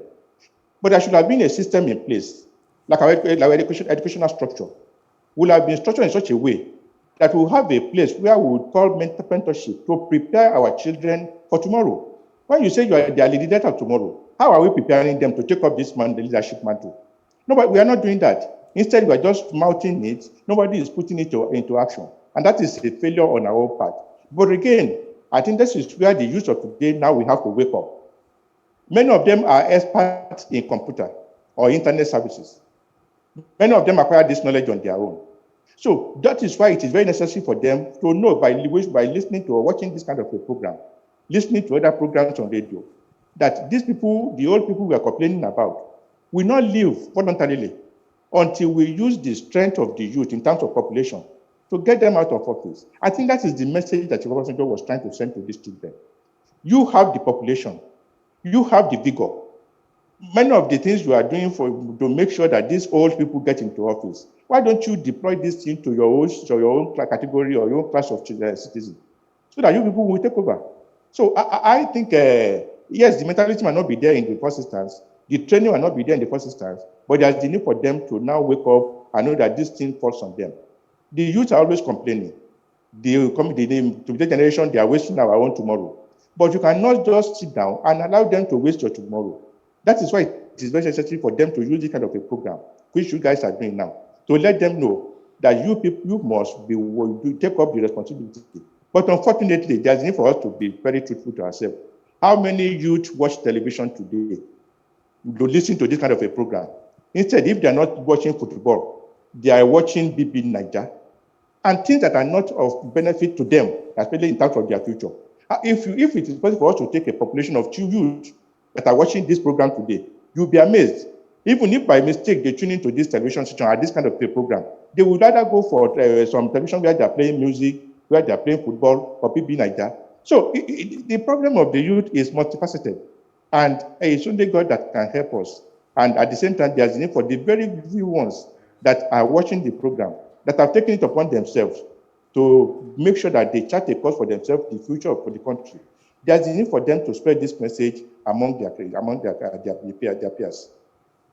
Do you, Dipo Olayoko, I want to know if you feel, because there's a lot that we've also mentioned. There's, of course, the saying that power is not served a la carte, it must be earned, it must be taken. There are certain factors, of course, that we've realized will make it very, very difficult for the youth to get, that far with power taken. The cost of running for office is one of the things that you've also mentioned. We will talk about, what you feel would be the best answer, to conquer some of these, really expensive factors. But there's one other thing that I believe is a huge fear that the young people have, and that is the system. The fact that they don't think they can beat the system, they can win, against the system, no matter how many, their numbers are. They feel like the system has been rigged, so bad that it would be difficult to even get a young person. Do you think that can be defeated also? It can be defeated. As we speak today, the Speaker of Oyo State House of Assembly is below 30. I think the guy is about 28 years old. If he didn't contest the election, he would have won. As we speak today, one of the commissioners in Kwara State is about 26 years old or 25. What I'm saying is that the youth can use their figure, their population. How do I mean? While the big parties are charging exorbitant fees as nomination fees, there are some small parties that we call small parties that give their nomination forms just like for free. So our youth can take advantage of some of these so-called small parties. We can begin from the House of Assembly all over the country. Maybe I say the youth in a state will say, okay, on our own, we want to capture 50% of the House of Assembly seat in our state. Then from there, they can graduate into, okay, we now go into House of Representatives. The other time, this musician, I think Banky W, I think my memory is serving me right, came out to contest on the platform of one party. Do you think if the youth in that federal constituency had rallied around him, do you think he wouldn't have won the election?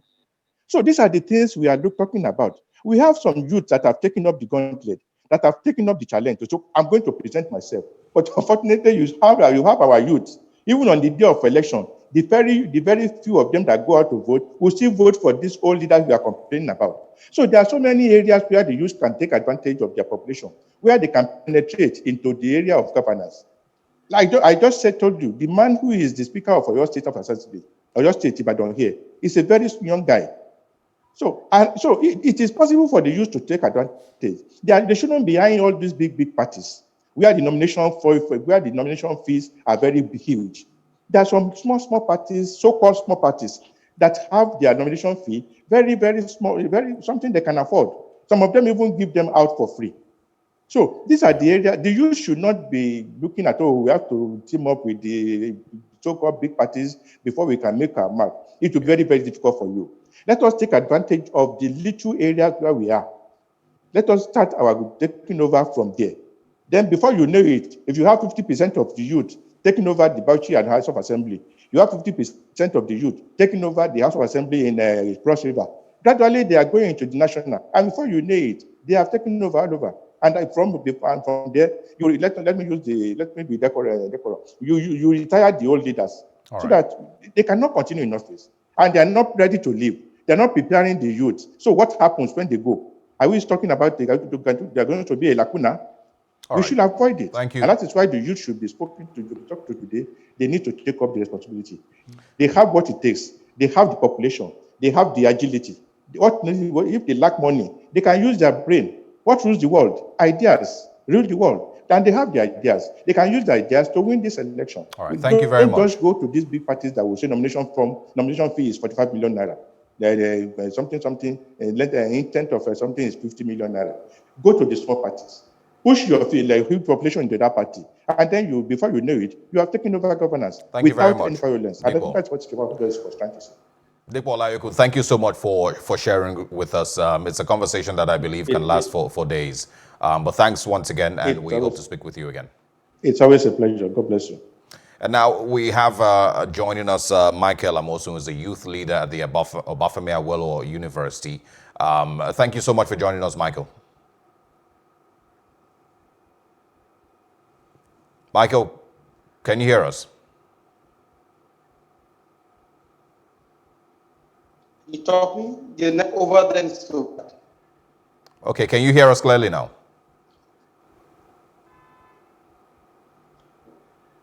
I know you're talking. I'm not getting so clear. Tell me. All right, we're going to take a short break. When we come back, we'll, of course, try to reconnect with him. Stay with us, Plus Politics, all the way.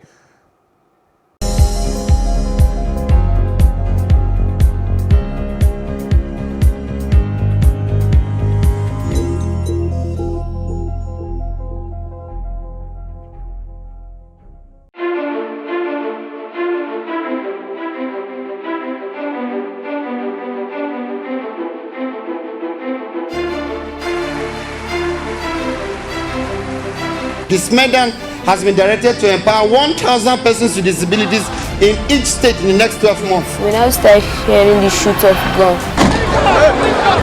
Whatever I've done. Every public policy has winners and losers, and some will not be very happy with you, while others, usually the silent majority, will be quite happy.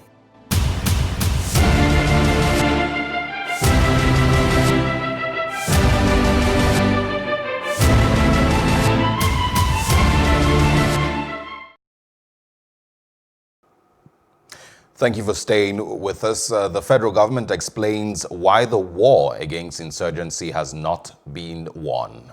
Of course, still is plus politics. So much more that we still will be discussing. We'll be right back.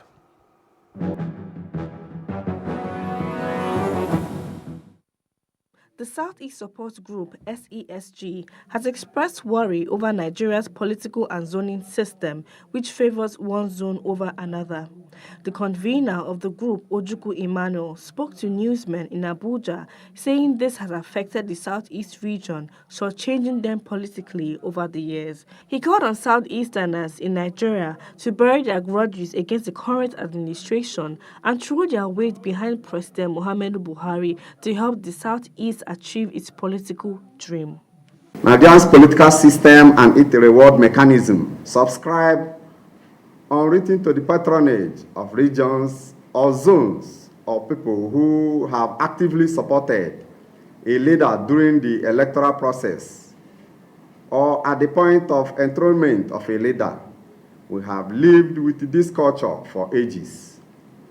Unfortunately, Ndigbo has fared on both scores. The examples of our voting patterns in 2015 presidential election and even in 2019 presidential ballots bears ample testimony to the rejection of President Muhammad Buhari, GCFR, and all APC, All Progressive Congress, because of certain grudges we nursed. We neither supported President Buhari nor the APC at the time of laying the golden eggs. But the rest of Nigerians did, and they won. And therefore, by these partisans, miscalculation and misplacement of our political priorities, Ndigbo became susceptible to the neglect or patronage or development largeness of the present developed government based on our particular leadership culture. We dare say President Buhari is passionately pro-Ndigbo, and those still throwing darts at him are doing it to our detriment as a legion and people.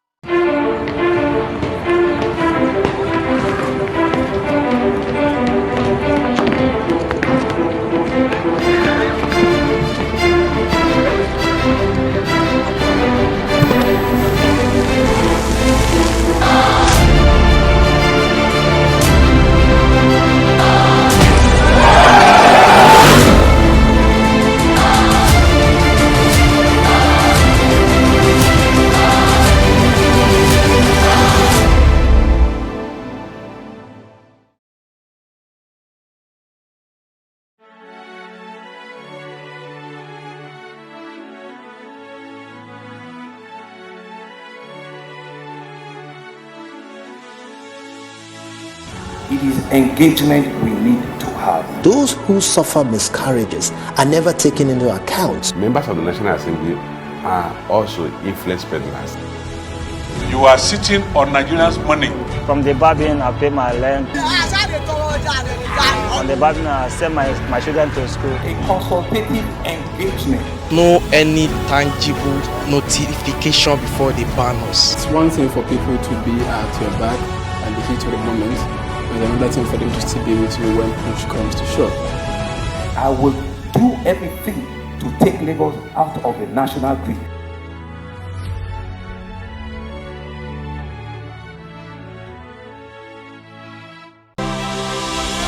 Congratulations, you beat coronavirus hands down. Yes, I did. The problem is when people lose confidence in governments, it becomes very serious in emergencies like this.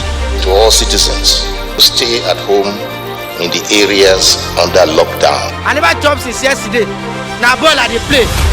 So they make myself very happy. For this country, wetin dey happen gan? They say they share money. Kò sẹ́ni tó róúnjẹ gbà. I dey go check my ATM every day, I don't see anything there. That this is indeed the most challenging crisis we have faced since the Second World War. A week ago, Mutharika declared a state of national disaster. When you come out of prison, you will not go back. That's a challenge at the moment. We have had 100% recovery. The virus wey they talk about, say hungry big pass am. Understand? No virus wey big pass hungry. Plus TV Africa. Plus TV Africa. Big stories live here. Welcome back. The federal government has appealed to the world powers not to allow arguments to stop them from providing the country with weapons to fight insecurity. The Minister of Information and Culture, Lai Mohammed, asked Nigerians to assess the efforts of the federal government in the fight against insecurity by comparing the state of the country between 2015 and today. And in a bid to suggest ways to fight insecurity in the country, the Benue State Governor, Samuel Otom, has urged the federal government to grant licenses to responsible citizens to carry sophisticated weapons such as the AK-47. Joining us to discuss this is Kabir Adamu, a security expert, and retired Air Vice Marshal Femi Gbadebo. Thank you so much for joining us. Thank you for having us. Good evening. Good evening to you too. I'll start with Mr. Femi. This is obviously not a new debate, but again, is it time to consider the call? Well, the issue of small arms or light arms is not new.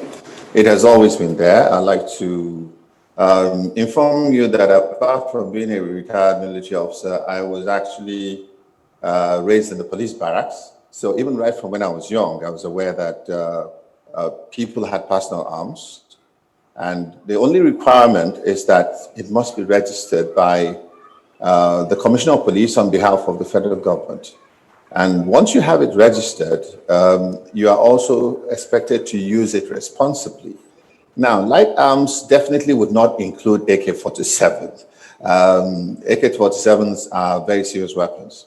And even in the United States, where people can have all kinds of arms, there are certain categories of individuals who can have what you call most sophisticated fighting arms. And the call on individuals like that is to use it in self-defense and to use it to maim the intruder, offender, or whatever. So you would not be shooting at the head or the chest. You would be shooting at the legs, or if the person has in their hand, maybe you shoot at the hand to disable the individual from getting to you. So it means, of course, that it's not just about signing or registering that you want to buy a weapon or you bought a weapon, but you must also undergo certain training to make sure you use it well. I must also tell you that from history in Nigeria, if you ask most mature people, they will tell you that they are aware of individuals, including military officers, who have carelessly left their personal weapons. It could be in a drawer or something, and a child has stumbled on it, a curious child has stumbled on it, and has used it carelessly against either a sibling or another neighbor's child, and actually have accidentally killed a child. So people like that will also tell you that Having a weapon at home is not something to joke with. It's something to really think about. And in these days that we're beginning to see cases of one-on-one violence in the home, where the spouse is taking on the other one, stabbing with a knife or certain things like that. You can imagine what would happen if such a weapon was in the house and one was trying to use it to threaten the other and accidentally go off. So yes, I know that we have problems, and I know that there's need for calls, but I know, I must say that there's need for caution in the way that our responsible citizens make these calls.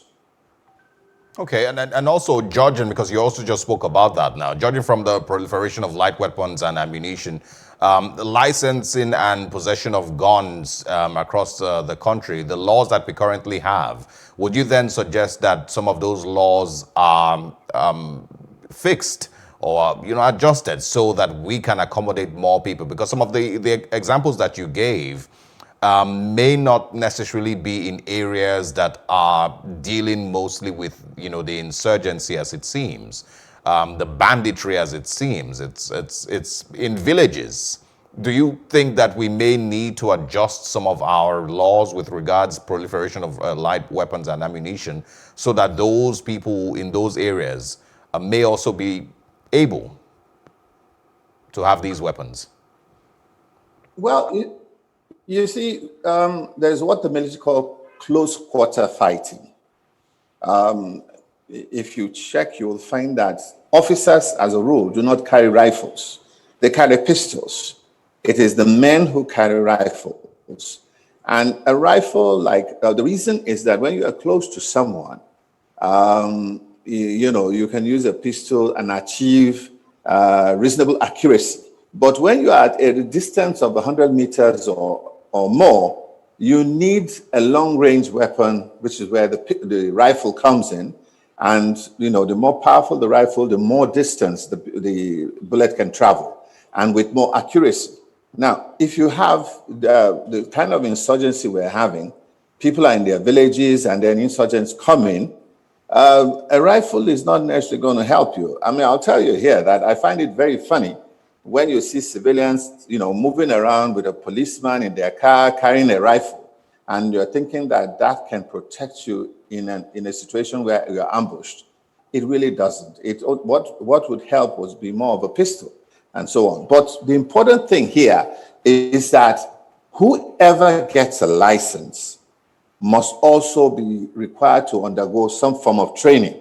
Yeah. And it's not about a 1-month training. It's just a day or two. One is to secure the rifle, to make sure it is secure. Another one is to use it effectively.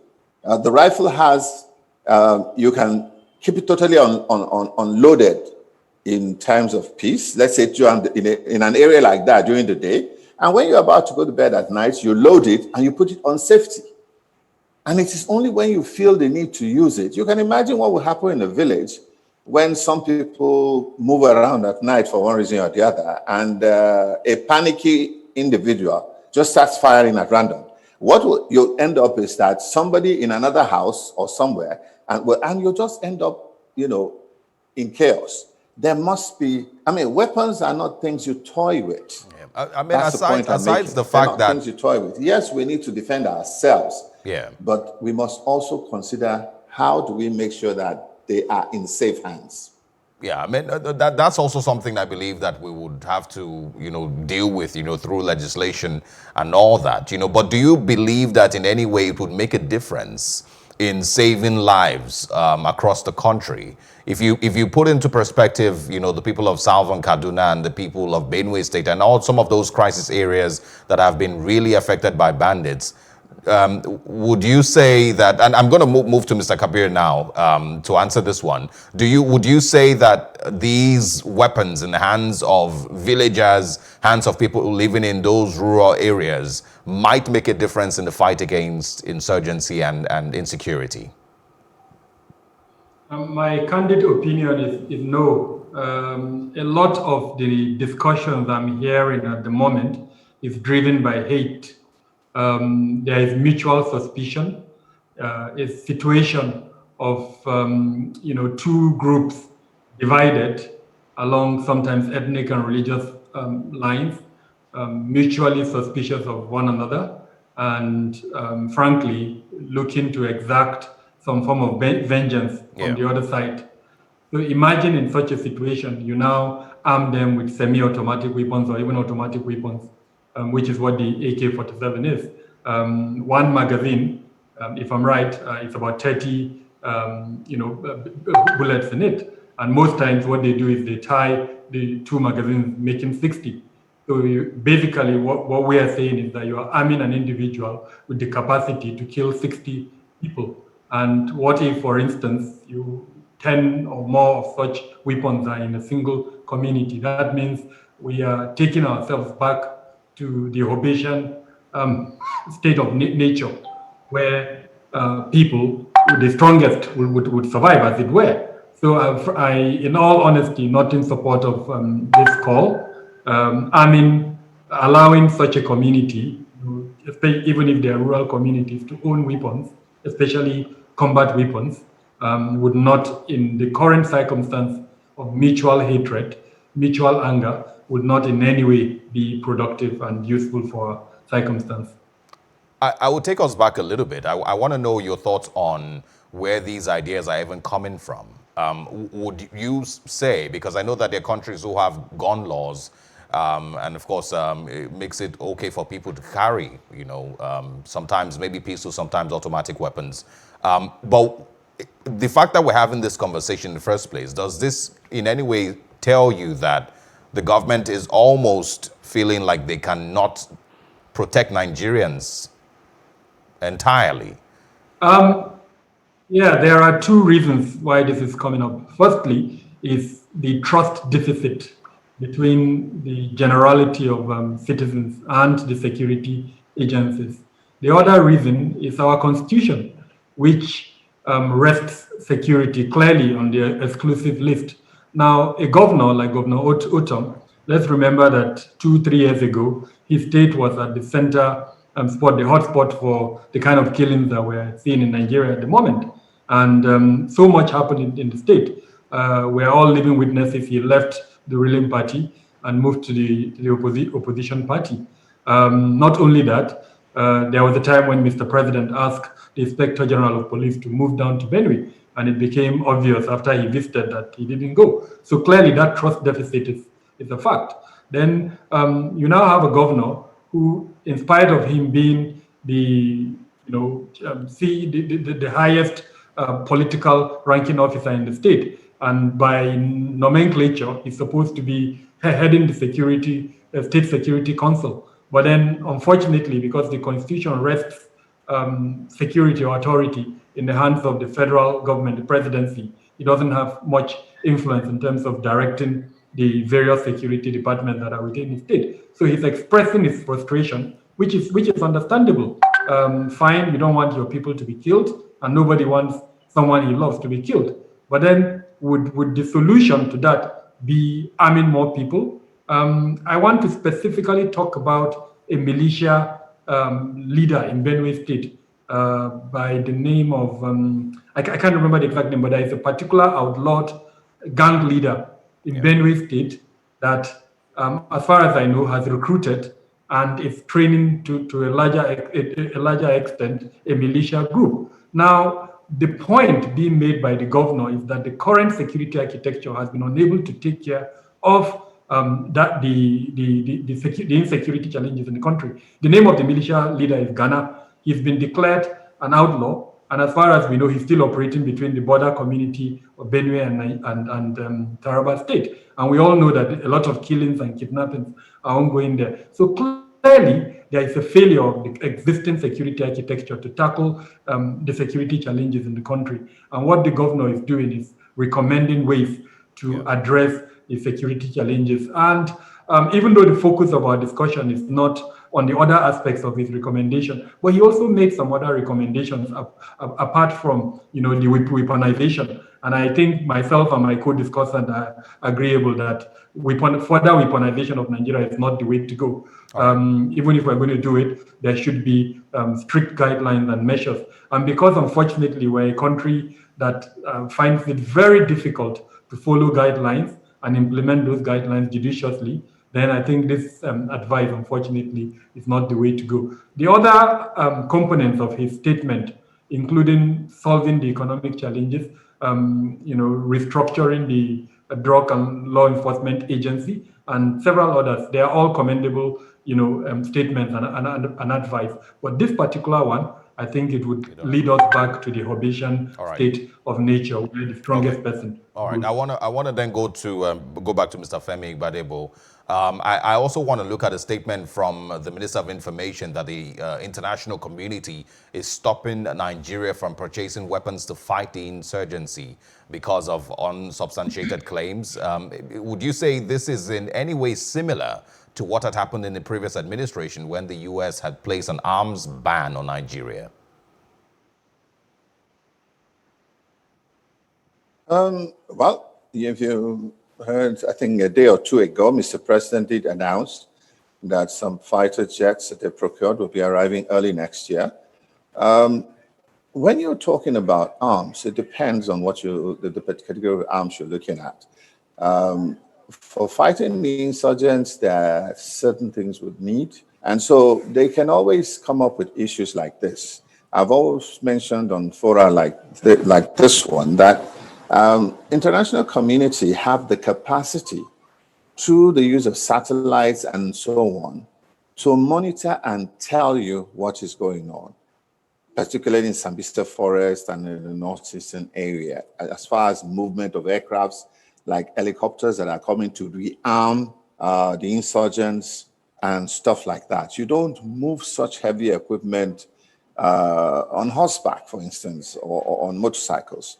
But for reasons best known to them, they have consistently kept this information to themselves. I can tell you that for as far back as maybe 2008, the satellites can pick vehicles parked in your compound there at Plus TV. They know your MD's car. They can tell if it's there or if it's gone out. So using that same technology, they can, monitor movements in these areas. We don't have that technology, and they will not give it to us readily. But to assist in the fight, they can. So I think what is more at play is whether they are in support of a particular administration or not. If we want to go back to maybe the year 2000, there was an analysis made by the United States intelligence services that said Nigeria was going to be a failed nation by 2015. And everything has been working towards that. And I'm sure those who are making those analyses are baffled at the fact that we continue to struggle on. And I think it is a question of our leaders. Presidency is on one side, but you see, we get discordant notes from our governors. One governor on this side is saying one thing, another one is getting, and then they're getting, sometimes they speak it from a point of emotion. And when you speak from emotion, you don't get the facts right. Yeah. So like what I'm saying, for instance, is that the presidency has to find a way to get all our governors together, to get the police to brief them on certain things like this use of small arms, to get the military to brief them on certain things about their operations and what's going on. It is wrong for a state governor to suddenly go to radio or TV and be talking about operations. You don't understand military operations. And I believe that the insurgents are taking advantage of this harmony and this discord between us. Yeah. So it's not about bringing the latest fighter jets into Nigeria or bringing a nuclear weapon into Nigeria. The kind of arms and ammunition that we have already, if properly utilized, if intelligence is properly brought together so that people are not going into the bush to go and try your luck. Yeah, all right. It will be a situation where you secure a village, you hold that village, and from time to time you move out. But you can see what's happening. As a retired military officer, honestly, sometimes I'm upset by the kind of information you hear coming from our various governors. All right, I want to, quickly, we're going to wrap up with Kabir. I want you to quickly, in 1 minute maximum, quickly just share with us your thoughts on if it is more weapons we need from the international community or better intelligence gathering. Unfortunately, we need both, as it were. We do not have a local weapon manufacturing industry. The best we have is Daikon, and Daikon is not producing anything that you can take to Sambisa Forest or even that you can take to Zamfara. So we need that. As far as intelligence is concerned, nothing beats your own intelligence. I can tell you clearly that we do have intelligence liaison arrangements with almost all the big countries of the world. But is it helping us? No. My co-discussant mentioned that satellites are focused on Nigeria, yet there is movement of weapons all around, but nothing happens. For the simple reason that they will not interfere in local, internal politics and affairs of a sovereign country. But we do have intelligence liaison agreements with them. Now, what is more important for me is citizen awareness. We need to call up our government at all the levels, at the federal level, at the state level, and then, of course, at the local level. It is only then that we will see more responsiveness and accountability by all the levels of government. But weaponization is not the way to go. There are 27 ministries, departments, and agencies that are involved in security in Nigeria, and every year we give them money. What kind of metrics are we using to measure their performance? Frankly, nothing. So that's the area to look at. Let's make sure when we give them money, they actually meet our requirements and our needs. And our requirements are simple: protect life and property. Thank you so much to Kabir Adamu and, of course, Mr. Femi Gbadebo for the conversation we've had. And of course, I hope that we can continue to require as citizens and legal residents and protect innocent lives. The case in Nigeria, however, is very different. Wave after wave of attacks by insurgents such as the Boko Haram sect, bandits, ISWAP, kidnappers, and more come and go. But the Nigerian government still has not been able to provide a lasting solution to these injustices. Citizens are still very burdened with having to deal with the lack of basic amenities such as power, clean water, healthcare, infrastructure, good education. The call for citizens to arm themselves, in my opinion, is once again leaving the responsibility of the government in the hands of the citizens. And that's all for today. Plus Politics returns tomorrow at 7 p.m. with even more interesting conversations. Remember to stay safe. Have a good evening.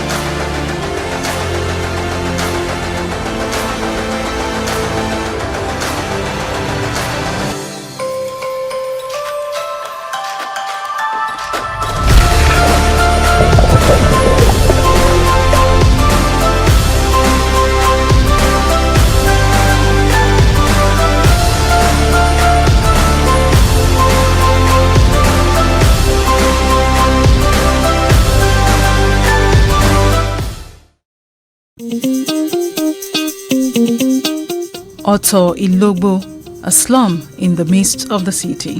This community came into existence in 1993 in the absence of a mass house to the teeming Lagosians. That's why some of us come to this community and create something out of nothing. This is home to different people who share one thing in common, which is living in deplorable conditions. No dualization of roads, no drainage, no proper water, no toilets, nothing like school. If I sick, there is no way to pass, and we don't have antenatal here. Since when I come this Lagos, now here I be staying. I have almost 8 children plus grandchildren now. I do contest for councillor for 4 times. I contest for local government chairman 2 times. If you people are in the seat, you cannot do the needful. Let people like us be in that seat and make sure that my people benefited in governance. Premise Friday, 1:30 p.m.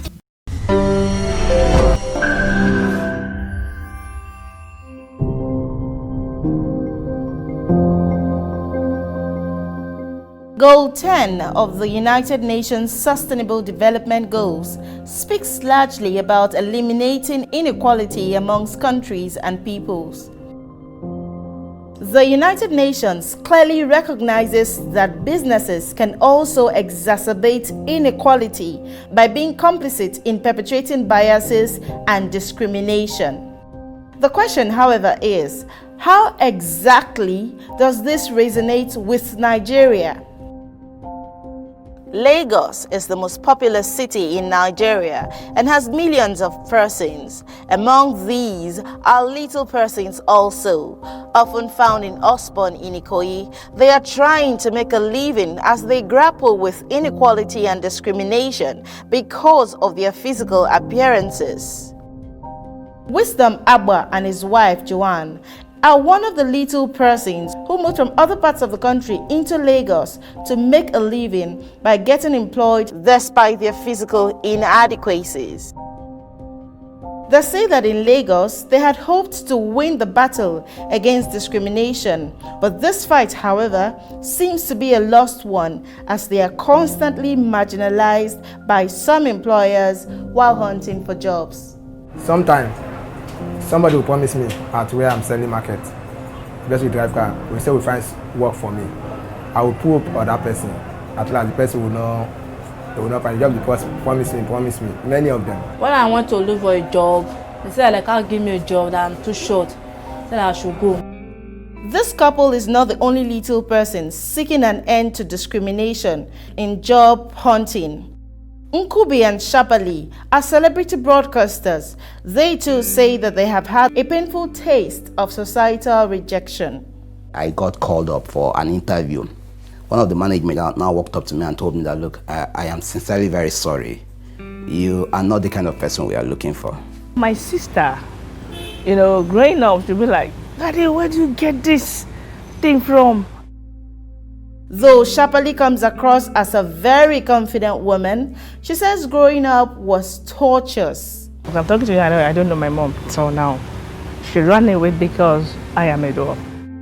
She adds that her self-esteem was dealt a devastating blow for even thinking of marrying a tall man and begetting tall offspring as her mother-in-law rejected her. I had a relationship that the guy, took me home to the mom. And I was there in their living room, seated, and the guy went to call the mom. The mom came and was like, where? Sorry, oh my dear, sorry. Where is the wife? My son said he brought. And I was like, it's me. And stop joking now, how will it be you? My son came up to come that he brought somebody, I was not accepted. Bash and Iyatokpe are 9-to-5 persons. They reveal that they have also been treated with inequality countless times. My own junior brother, the one that follows me, he also thought I'm kind of like a junior to him. We usually fight every day. I go one place. I say then they find person will go sweep here. They say not true. I say I won't do it. They say, you do it. Which hand do you want to take sweep here? With only 12 years left to expunge inequality by 2030, only little is known if Nigeria will truly wipe out this menace. But Wisdom and his wife Joanne, Nkubi, Shapali, Bash and Iyatokpe continue to hope that someday they will be treated like every other human being. I am Mary Chinda for Plus TV Africa.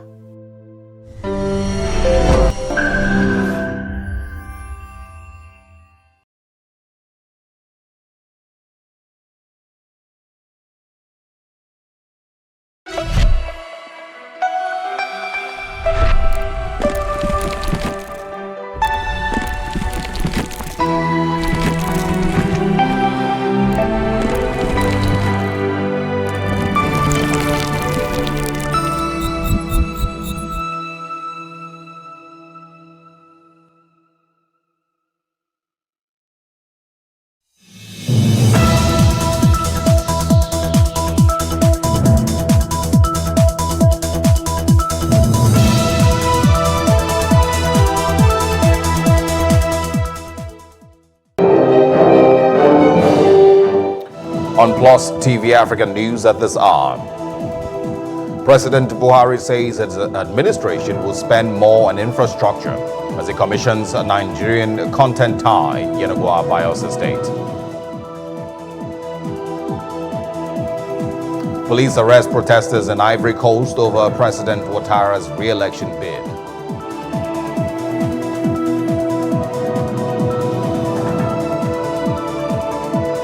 And on the foreign scene, Israel, United Arab Emirates sign historic agreement to normalize relations.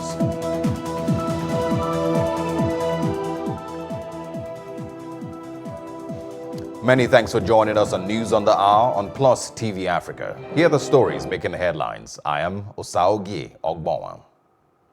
President Muhammadu Buhari says Nigeria is making progress to reverse the United States suspension of the issuance of immigrant visas to Nigerian passport holders. The president stated this when he received the report of the Committee on Citizen Data Management and Harmonization chaired by the Minister of Interior, Ralph Aribishola, at the State House, Abuja on Thursday. President Buhari expressed delight that 2 out of the 6 areas of concern raised by the United States had been fully addressed. The committee was set up in February this year to address the issues that led to the U.S. temporary visa restrictions on Nigerian passport holders. The suspension, which came into effect on February 21, 2020, does not apply to other U.S. visas, such as those for official, business, tourism, and student travel. While commending the committee for its patriotic diligence in carrying out the assignment, President Buhari assured Nigerians and the international community of the timely implementation of the committee's recommendations after due consideration. President Muhammadu Buhari has virtually commissioned the 17-story Nigerian Content Tower in Bios Estate. The tower is a project of the Nigerian Content Development and Monitoring Board, NCDMB, and would serve as its headquarters. President Buhari, in a speech broadcast via Zoom from the State House in Abuja, described the tower as historic. He then mandated the Minister of State for Petroleum Resources, Timipre Silva, to physically commission the building on his behalf. Bios State Governor Duoye Diri also delivered a speech at the commissioning. The NCDMB building comes with its own 10-megawatt gas-fired power plant and a 1,000-seater conference hall. And the Federal High Court in Abuja on Thursday adjourned the trial of former Attorney General of the Federation, Mohammed Aduke, and an Abuja-based businessman, Aliyu Abubakar. The court fixed September 7, 8, 9, 10, and 11 as new dates for hearing the case. The trial, which has been presided over by Justice Inyang Ekwo, was adjourned after the prosecution opened its case by calling 2 witnesses. Mr. Aduke and Mr. Abubakar on August 4th were rearraigned by the Economic and Financial Crimes Commission, EFCC, on a 14-count amended charge bordering on alleged money laundering and corruption. At a previous sitting on August 11, the prosecutor, Bala Sanga, had presented a witness but failed to serve the defendants with the proof of evidence and statement before approaching the court. The Civil Society Legislative Advocacy Center, CISLAC, has tasked members of the National Assembly to be on guard for the sake of Nigerians and ensure that there is adequate oversight, especially on tax waivers granted international companies to operate in the country. The executive director of CISLAC, Aul Rafsanjani, while speaking to correspondents at the House of Representatives Press Corps in Abuja, said there is also a need to place a spotlight on the loans being obtained by the federal government. Rafsanjani commended President Muhammadu Buhari for giving assent to the Companies and Allied Matters Act 2020, saying it will help the federal government fight corruption. Action and identities are hidden behind obstructive and fake business ownership to loot state resources and reduce contribution to the Nigerian tax base. As you recall, many of the companies, they get very suspicious and scandalous tax holiday or tax waivers because the real owners of those companies are the people who are actually approving that tax waivers. So in other words, the country is losing huge amounts of money because some people are in the position to maneuver and give themselves waiver. The National Assembly must continue to exercise its fundamental oversight role to ensure that whatever loans that are collected, especially those loans that they say is tied to project, they need to make sure that they oversight those projects because in the first place, these loans, they are supposed to actually, be used for those projects, specific projects, and those projects, they are supposed to pay back the loans. So if you just continue to collect money and the money is diverted, the loan is diverted, or is stolen or is mismanaged, how are you going to, recover this and pay back this debt? So National Assembly must wake up to ensure that, they save Nigeria and Nigerians based on the mandate they have. Special operation forces have been deployed to combat the escalating southern Kaduna killings. Coordinator Defense Media Operations Major General John Enenche, while giving updates on the military operations during the weekly media interaction with defense correspondents, said the move is to curb the recent attacks and isolated killings in southern Kaduna. He also pointed out that in the South, the troops of Operation Delta Safe have intensified the fight against crude oil theft, pipeline vandalism, and illegal oil bunkering in the zone with significant successes. Troops of Operation Safe Haven have continued to intensify efforts aimed at securing the lives and property in the general area. Particularly in this regard, Special Operations Forces have been deployed to the Joint Operations Area, covering the various flashpoints. This move is expected to achieve the desired result with the provision of credible and actionable intelligence, specifically from the primary sources. In this regard, the locals are requested to cooperate with the security agencies by availing them with the required information that will be useful to our collective objective of taking out the criminals from the area. The troops have continued to dominate the general area with clearance patrols, aggressive fighting patrols, and confidence-building patrols. For the past 1 month, we have witnessed downward trend in the activities of armed bandits and cattle rustlers in the general areas of Katsina, Kebbi, Zamfara, Sokoto, and adjoining states. Most of these criminal elements have been decimated. Gradually, there is a restoration of human activities in the zone. Honorable Jonathan Asake, President, Southern Kaduna People's Union, now joins us live.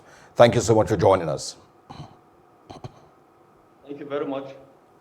The military has decided to change tactics. Do you see any prospects in this? Well, I don't know the tactics they are changing, because each time we hear about the changing of tactics, the killings have not stopped. What is most disturbing is that our communities continue to suffer heavy attacks by these militia, and each time the militia strike, we hear different narratives. Either bandits are being neutralized. We're not talking about bandits in our place. In southern Kaduna, it is a militia, Fulani militia attacks on communities, and they have left serious humanitarian crisis in our communities, where people have been displaced, and the displacement without they are not attending to them. It is raining now, so many. I just went to the IDP camps. Most of the places is not even a camp. It's where people just decided to stay, and nobody is taking care of them. So that is the problem we have. So it's a different thing he's talking about. It's not addressing the situation that we have at hand.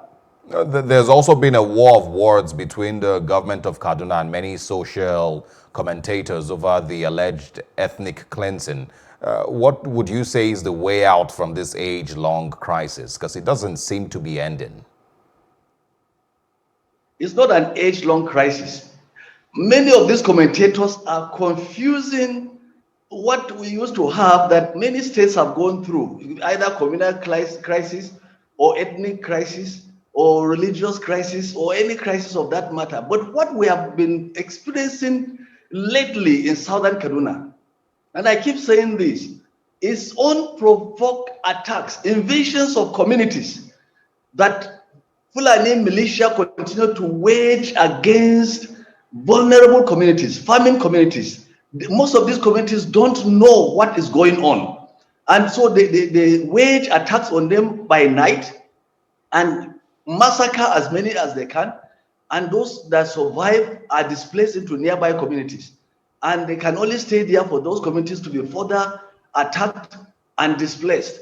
And the survivors will go into other communities or go into completed buildings without mattresses, without medication. Most of the children in most communities have been staying out of school. In fact, some as long as 1 year now, they have not gone to school.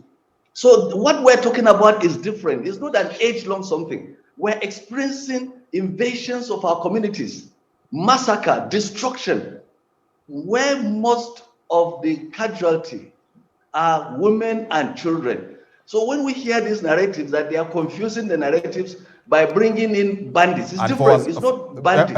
Help me to, for as long as this has been happening, there's not been any actual reason behind these killings? Well, we can only make our own deductions, because since the attackers attack these communities and displace them, and then in most instances they take over the communities, and the authorities will not go after them. None of them has been apprehended. None of them has been prosecuted. Even if they are apprehended, they are only paraded, and news is made that, oh, they have apprehended some that participated in a particular massacre. And after that, this you never hear when they are being prosecuted. And that is the story everywhere. We have over 50,000 people that have been displaced, and they cannot go back to their communities. Many have attempted to go back to see their homes, and they have been killed in that same manner. So that is what we're talking about. So let's not confuse this thing with either the banditry taking place in Sokoto or other places, or either what they call for herders and farmers clash. It is not. It is unprovoked attacks, massacre across our communities, in all our local governments, with huge humanitarian crisis. Honorable Jonathan Asake, thank you so much for sharing with us. Looking forward to speaking with you again. Thank you very much. The Vice-Chancellor of University of Lagos, Professor Oluwatoyin Ogundipe, on Wednesday after the university's Senate meeting became the first casualty of the crisis between him and the governing council of the institution following the termination of his appointment. Plus, TV Africa correspondent Jacinta Obiku reports. The sacking of the Vice-Chancellor was reportedly announced at a meeting of the Governing Council of UNILAG held at the National Universities Commission in Abuja. The sack is said to be based on investigation of serious acts of wrongdoing, gross misconduct, financial recklessness, and abuse of office. On the quest to confirm the report at University of Lagos, Plus TV Africa ran into the University Congress Union, comprising of ASU, NASU, NAT, and SANU, denouncing the situation.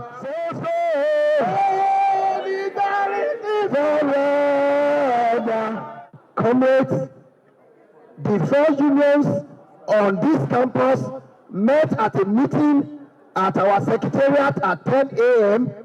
and we unanimously agreed that the purported removal of the Vice-Chancellor is illegal, is lawless, is reckless, is draconian, is ultra-vires, is unacceptable, is unwarranted. We reject in its entirety this present attempt to flagrantly violate the extant regulation, extant laws that establish this university. Professor Ogundipe, arriving at the scene, expresses gratitude as he pledges more commitment as he remains the Vice-Chancellor of the university. I want to thank you very much. I am touched. I pray that the Almighty God will be with every one of us. Amen. Please, let us maintain peace. Like I've told you, I see it as a point of moving me upward. I see it as a challenge that will throw me to higher levels. Reports also have it that the registrar of the institution and secretary to the University Governing Council, Oladejo Aziz, at early hour on Thursday announced the appointment of Professor Theophilus Soyombo as the acting Vice-Chancellor of the University of Lagos. It appears the last is yet to be seen on this leadership tussle, and Plus TV Africa will keep you updated. Jacinta Obiuku, Plus TV Africa. And now from the University of Lagos, the Peering Advocacy and Advancement Center in Africa, PACA, has called on the federal government to prioritize the creation of comprehensive database to aid tracking and implementation of its homegrown school feeding program. The executive director of PACA, Ezenwa Wagu, made this known in Abuja while addressing newsmen at the launch of its preliminary report on the implementation of the program in the Federal Capital Territory, Abuja. Wagu added that although their findings showed an 80% rate of collection by recipients, there was still room for the program to be manipulated. Concerning the composition of the take-home ration of beneficiaries in the program, 4 in every 5 respondents, that is 80%, received 6 items, which comprise of 5 kilograms of rice, 5 kilograms of beans, vegetable oil, palm oil, salt, and half crate of egg. None of the respondents received tomato paste, which was one of the expected rations to be distributed. Out of the 7 raw foods items, which includes the rice, beans, crate of egg, vegetable oil, red oil, salt, and 40 grams of tomato paste stated for implementation of the program, only 4 food items had a defined ration in grams and number. This gives room for manipulation since beneficiaries are unaware of the quantity of the items to expect from the program. There is a need for the federal government to prioritize the establishment of a centralized, comprehensive socio-demographic database to assist the implementation of programs like the National Homegrown School Feeding Program in future. The design of the program is a take-home ration program. Like the executive director said, there are items that were purchased raw, and there was a targeting process. We believe very strongly that poverty globally can be eradicated.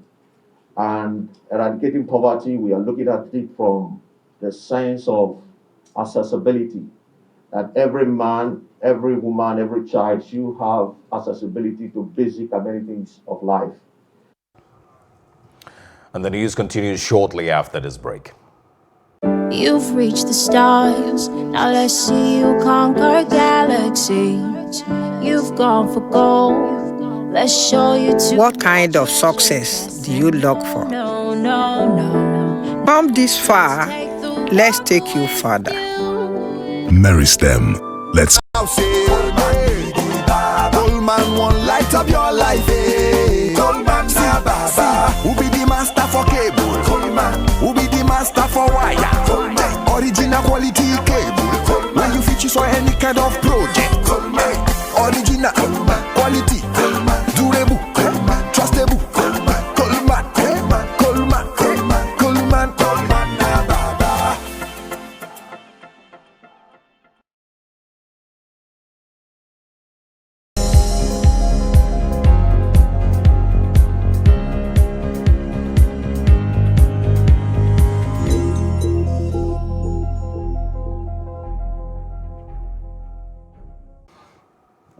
Welcome back. And now in news across Africa, protests have erupted through Ivory Coast against President Alassane Ouattara declaring his candidacy in the presidential election. In the district of Yopougon, police arrested demonstrators and put out fires as protesters erected barricades on the roads. The main road to Grand Bassam was blocked in the morning. Thursday's march planned by opposition parties was banned by authorities. The opposition says Ouattara's decision to run for a third term violates the constitution and warned it will destabilize a country still recovering from a civil war. Ouattara said he was forced to run and that his decision was not a power grab. His hand-picked candidate to represent the ruling party in October, Prime Minister Amadou Gon Coulibaly, died unexpectedly last month, leading party members to urge Ouattara to run again. And 30 people have been killed and 116 wounded in days of clashes between rival ethnic groups in Port Sudan. The further details were provided on this story. Violence broke out in the Red Sea city on Sunday evening and has continued despite arrival of security reinforcements. Authorities have imposed a nighttime curfew on the eastern city, whose port is the transit point for most of Sudan's foreign trade. Fighting began when Nuba residents who had been demonstrating against a new governor entered a neighborhood dominated inhabited by the Beni Amer people. There is a long-standing hostility between the two ethnic groups. And on the foreign scene, Israel and the United Arab Emirates reached a historic deal on Thursday that will lead to a full normalization of diplomatic relations between the two Middle Eastern nations in an agreement that U.S. President Donald Trump helped broker. Under the agreement, Israel has agreed to suspend applying sovereignty to areas of the West Bank that it has been discussing annexing. The deal was a product of lengthy discussions between Israel, the UAE, and the United States that accelerated recently. The agreement was sealed in a phone call on Thursday between Trump, Israeli Prime Minister Benjamin Netanyahu, and Abu Dhabi's Crown Prince Sheikh Mohammed bin Zayed. Just a few moments ago, I hosted a very special call with two friends, Prime Minister Benjamin Netanyahu of Israel and Crown Prince Mohammed bin Zayed of the United Arab Emirates, where they agreed to finalize a historical peace agreement. Everybody said this would be impossible.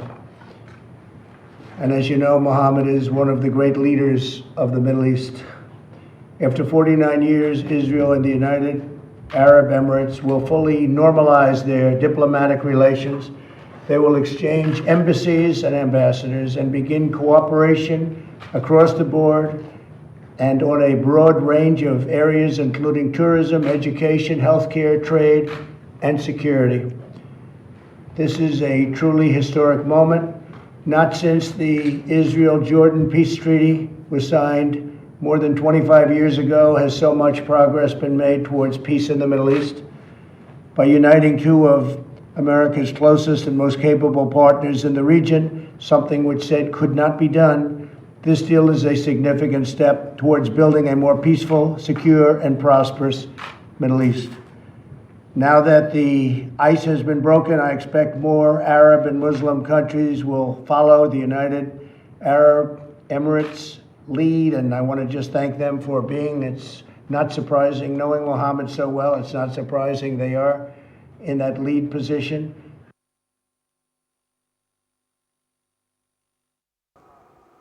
And now in business, the Speaker of the House of Representatives, Femi Gbajabiamila, has warned revenue-generating agencies of the government to desist from under-remitting revenue generated to the Federation account. The Speaker said credible information available to Parliament revealed that in a lot of cases, revenue that is supposed to be remitted to government coffers are being diverted to finance unnecessary trivialities. Speaking at the commencement of an interactive session on the 2021 to 2023 medium-term expenditure framework and fiscal strategy paper submitted to the Parliament by the President, the Speaker said, while revenue generated are not remitted to Treasury, the government is left to go borrowing to fund its activities. The Speaker said, our country is currently facing a fiscal crisis compounded by the intense disruption that has been wrought on our economic performance and financial projections by the COVID-19 pandemic. The Environmental Rights Action and Friends of the Earth Nigeria have tasked the federal government to place more focus on harnessing the benefits of renewable energy as a solution to tackling the myriad of problems being faced through the exploration and exploitation of fossil fuels. The executive director of the group, Dr. Godwin Uyi Ojo, while speaking at the third Youth Environmental Camp meeting in Benin City, the Edo State capital, said there is a need to also prepare Nigerian youth for a future without fossil fuels. Dr. Ojo says that moving Nigeria from a carbonized economy with its attendant consequences to a decarbonized one will take immense political will and planning. The subject of environmental degradation, energy poverty, climate change, and how to implement the Paris Agreement of 2016 and its relation to United Nations Sustainable Development Goals are key elements of this camp meeting. As leaders of tomorrow, the youth need to be properly equipped for the energy transition that our government and politicians are currently grappling with and quite unable to resolve. The Stone Age finished because of progress. People went to learn how to do new things. Oil will finish, not because oil will finish in the ground. No, oil will finish because renewable energies will take over the things that we are doing with oil. And now in entertainment, Rita Daniels, the mother of Regina Daniels, has been appointed as the State Assistant Treasurer of the People's Democratic Party in Delta State. She took to her social media page to announce the good news and to appreciate the Delta State Governor, Ifeanyi Okowa, as well as her son-in-law and politician Ned Nwoko for supporting her political ambition. According to her, she sincerely appreciates all those who found her worthy to be the State Assistant Treasurer. The Weeknd has donated $300,000 to Global Aid for Lebanon to help the relief effort following last week's warehouse explosion that leveled a large part of Beirut. The singer's Lebanese manager, Wassim Sal Slebi, has announced the donation, revealing the cash will be split evenly between the World Food Programme, the Lebanese Red Cross, and the country's Children's Center. According to The Weeknd's manager in a statement, he said The Weeknd is so honored and humbled to work with artists who have such deep care for the world and right now for our brothers and sisters of Lebanon who are in pain and need our collective help. Fellow pop stars Halsey and Ariana Grande have also pledged to dig deep for Lebanese relief organizations, and last week, George Clooney and his wife Amal, who was born in Beirut, donated $100,000, which is £76,000, to the Lebanese Red Cross. And that is all in entertainment. The very best in sports right after this break.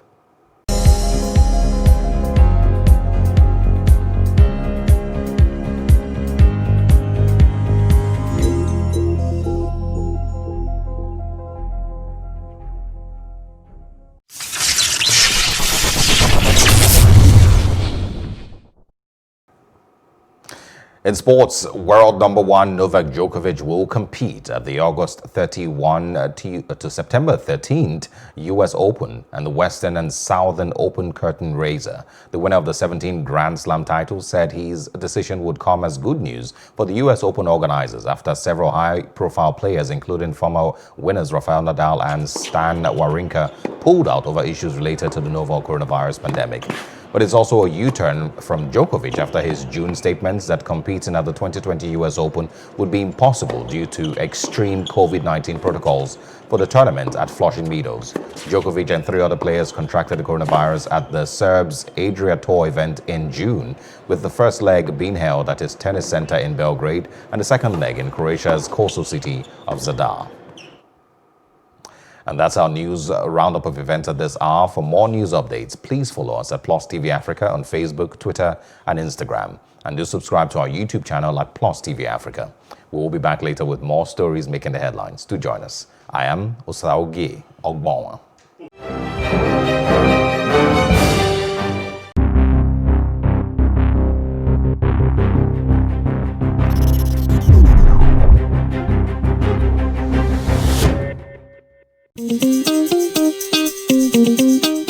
Oto Ilogbo, a slum in the midst of the city. This community came into existence in 1993 in the absence of a mass house to the teeming Lagosians. That's why some of us come to this community and create something out of nothing.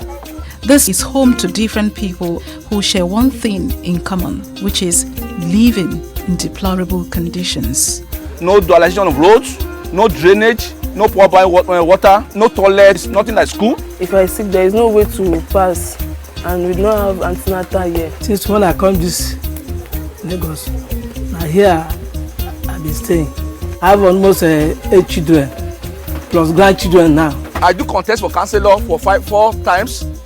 I contest for local government chairman 2 times. If you people are in the seat, you cannot do the needful. Let people like us be in that seat and make sure that my people benefited in governance. Premise Friday, 1:30 p.m.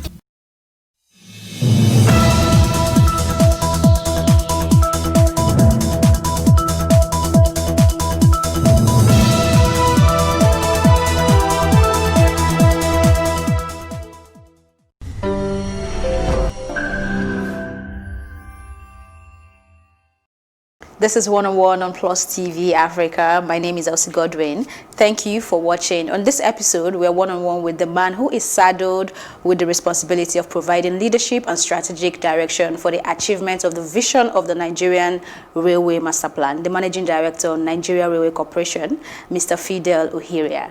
He is a professionally qualified electrical engineer with significant achievements in the field of electrical, mechanical, signaling, telecommunication, ICT, installation, installation, maintenance, and repair of electrical equipment and rail transport since 1988. His extensive industry experience covers the design, development, installation, and supervision of many multi-million naira projects from inception to completion. Thank you for joining us, Mr. Hira. My pleasure being here. I must say, well done on the job you and your team are doing on the Nigeria Railway transportation system, and of course to the Minister of Transportation, Rotimi Amechi. If you don't know, you actually think he's just the Minister of Railway, because he's very interested in that area. So we're certainly not where we used to be. Okay, why? Tell us. He's interested in the well-being of the downtrodden. Okay. And rail been for everybody. Before now, it was taken to be for the destitute. Those who enter and go to Kano, from Kano back, spend 4 or 5 days en route with rickety coaches. But he look at it and said, no, it should not be like that. And he devoted his time. And when he took over, it was live. He came straight to the railway compound, not following the normal route that he should come as officer. He dropped at the gate and walked in and took a tour of the facilities. We want to be close to the people, the ordinary person, and get to as much people as possible. Okay, so definitely we were not where we used to be 5 years ago.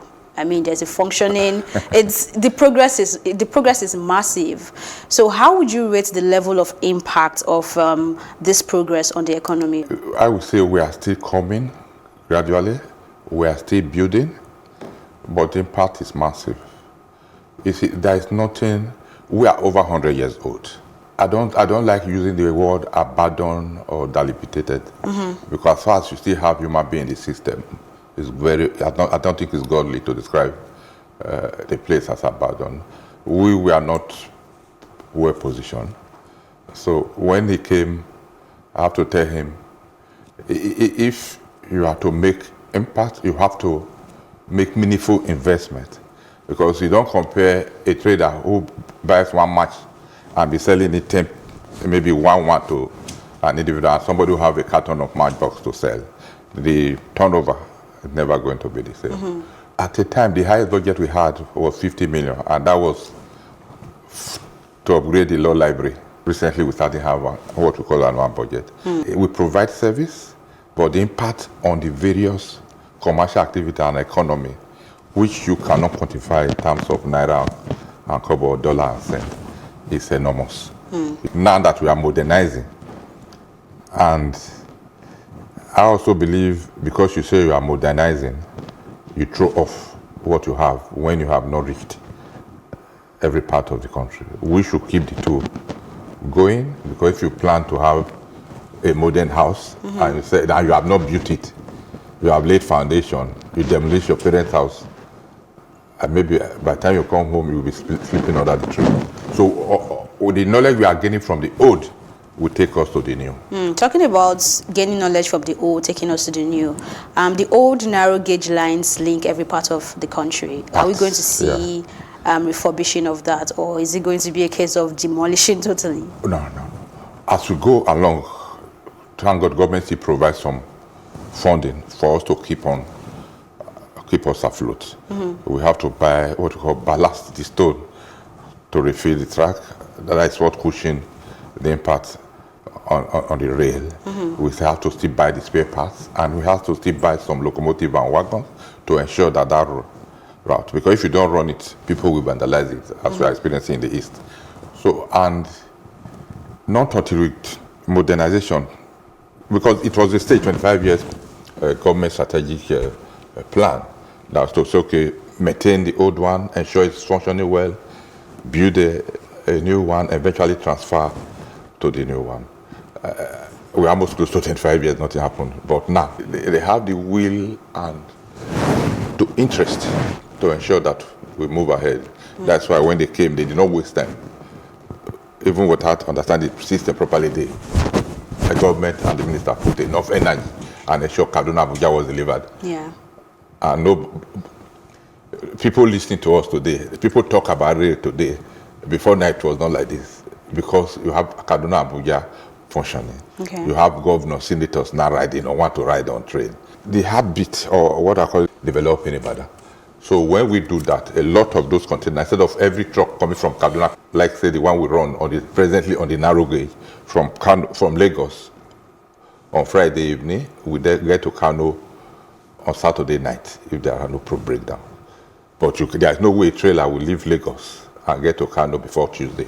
Give us a brief overview of the master plan when it comes to Nigeria Railway Service. Where are we going to and what's the plan now? Okay. I always like to stop from what people will know. You see, people, if you are cooking, they want to know what you are cooking. So our plan is to ensure that we get to all state capitals of the Federation, get to potential productive centers, ensure that we get to the seaports, and ensure where farm produce will get passed through. That is the major plan for the government. And you cannot do it. No one particular regime can finish it because the fund required to develop it is enormous. As they say, the soup you want is as you put your money, you will eat it. So if you are using $5 million per kilometer, that is the track of type you get, and that is the type of speed you will get. We are trying to go at average speed of 150 kilometers per hour, and if we do that, we ensure, because of the population and the size of the economy in Nigeria, it's good enough, because a lot of study was done before we arrive at that. Now, talking about the pandemic and the efforts to at least curb the virus from every sector, there was an announcement that said you have to properly ring fence so that you have a controlled exit to the platform and entrance or departure to the platform, so that the e-ticketing you have, there should be some restriction that permits you to enter the platform to board your train. So how long are we looking at for this to be? With the meeting we had yesterday, they said 2 months.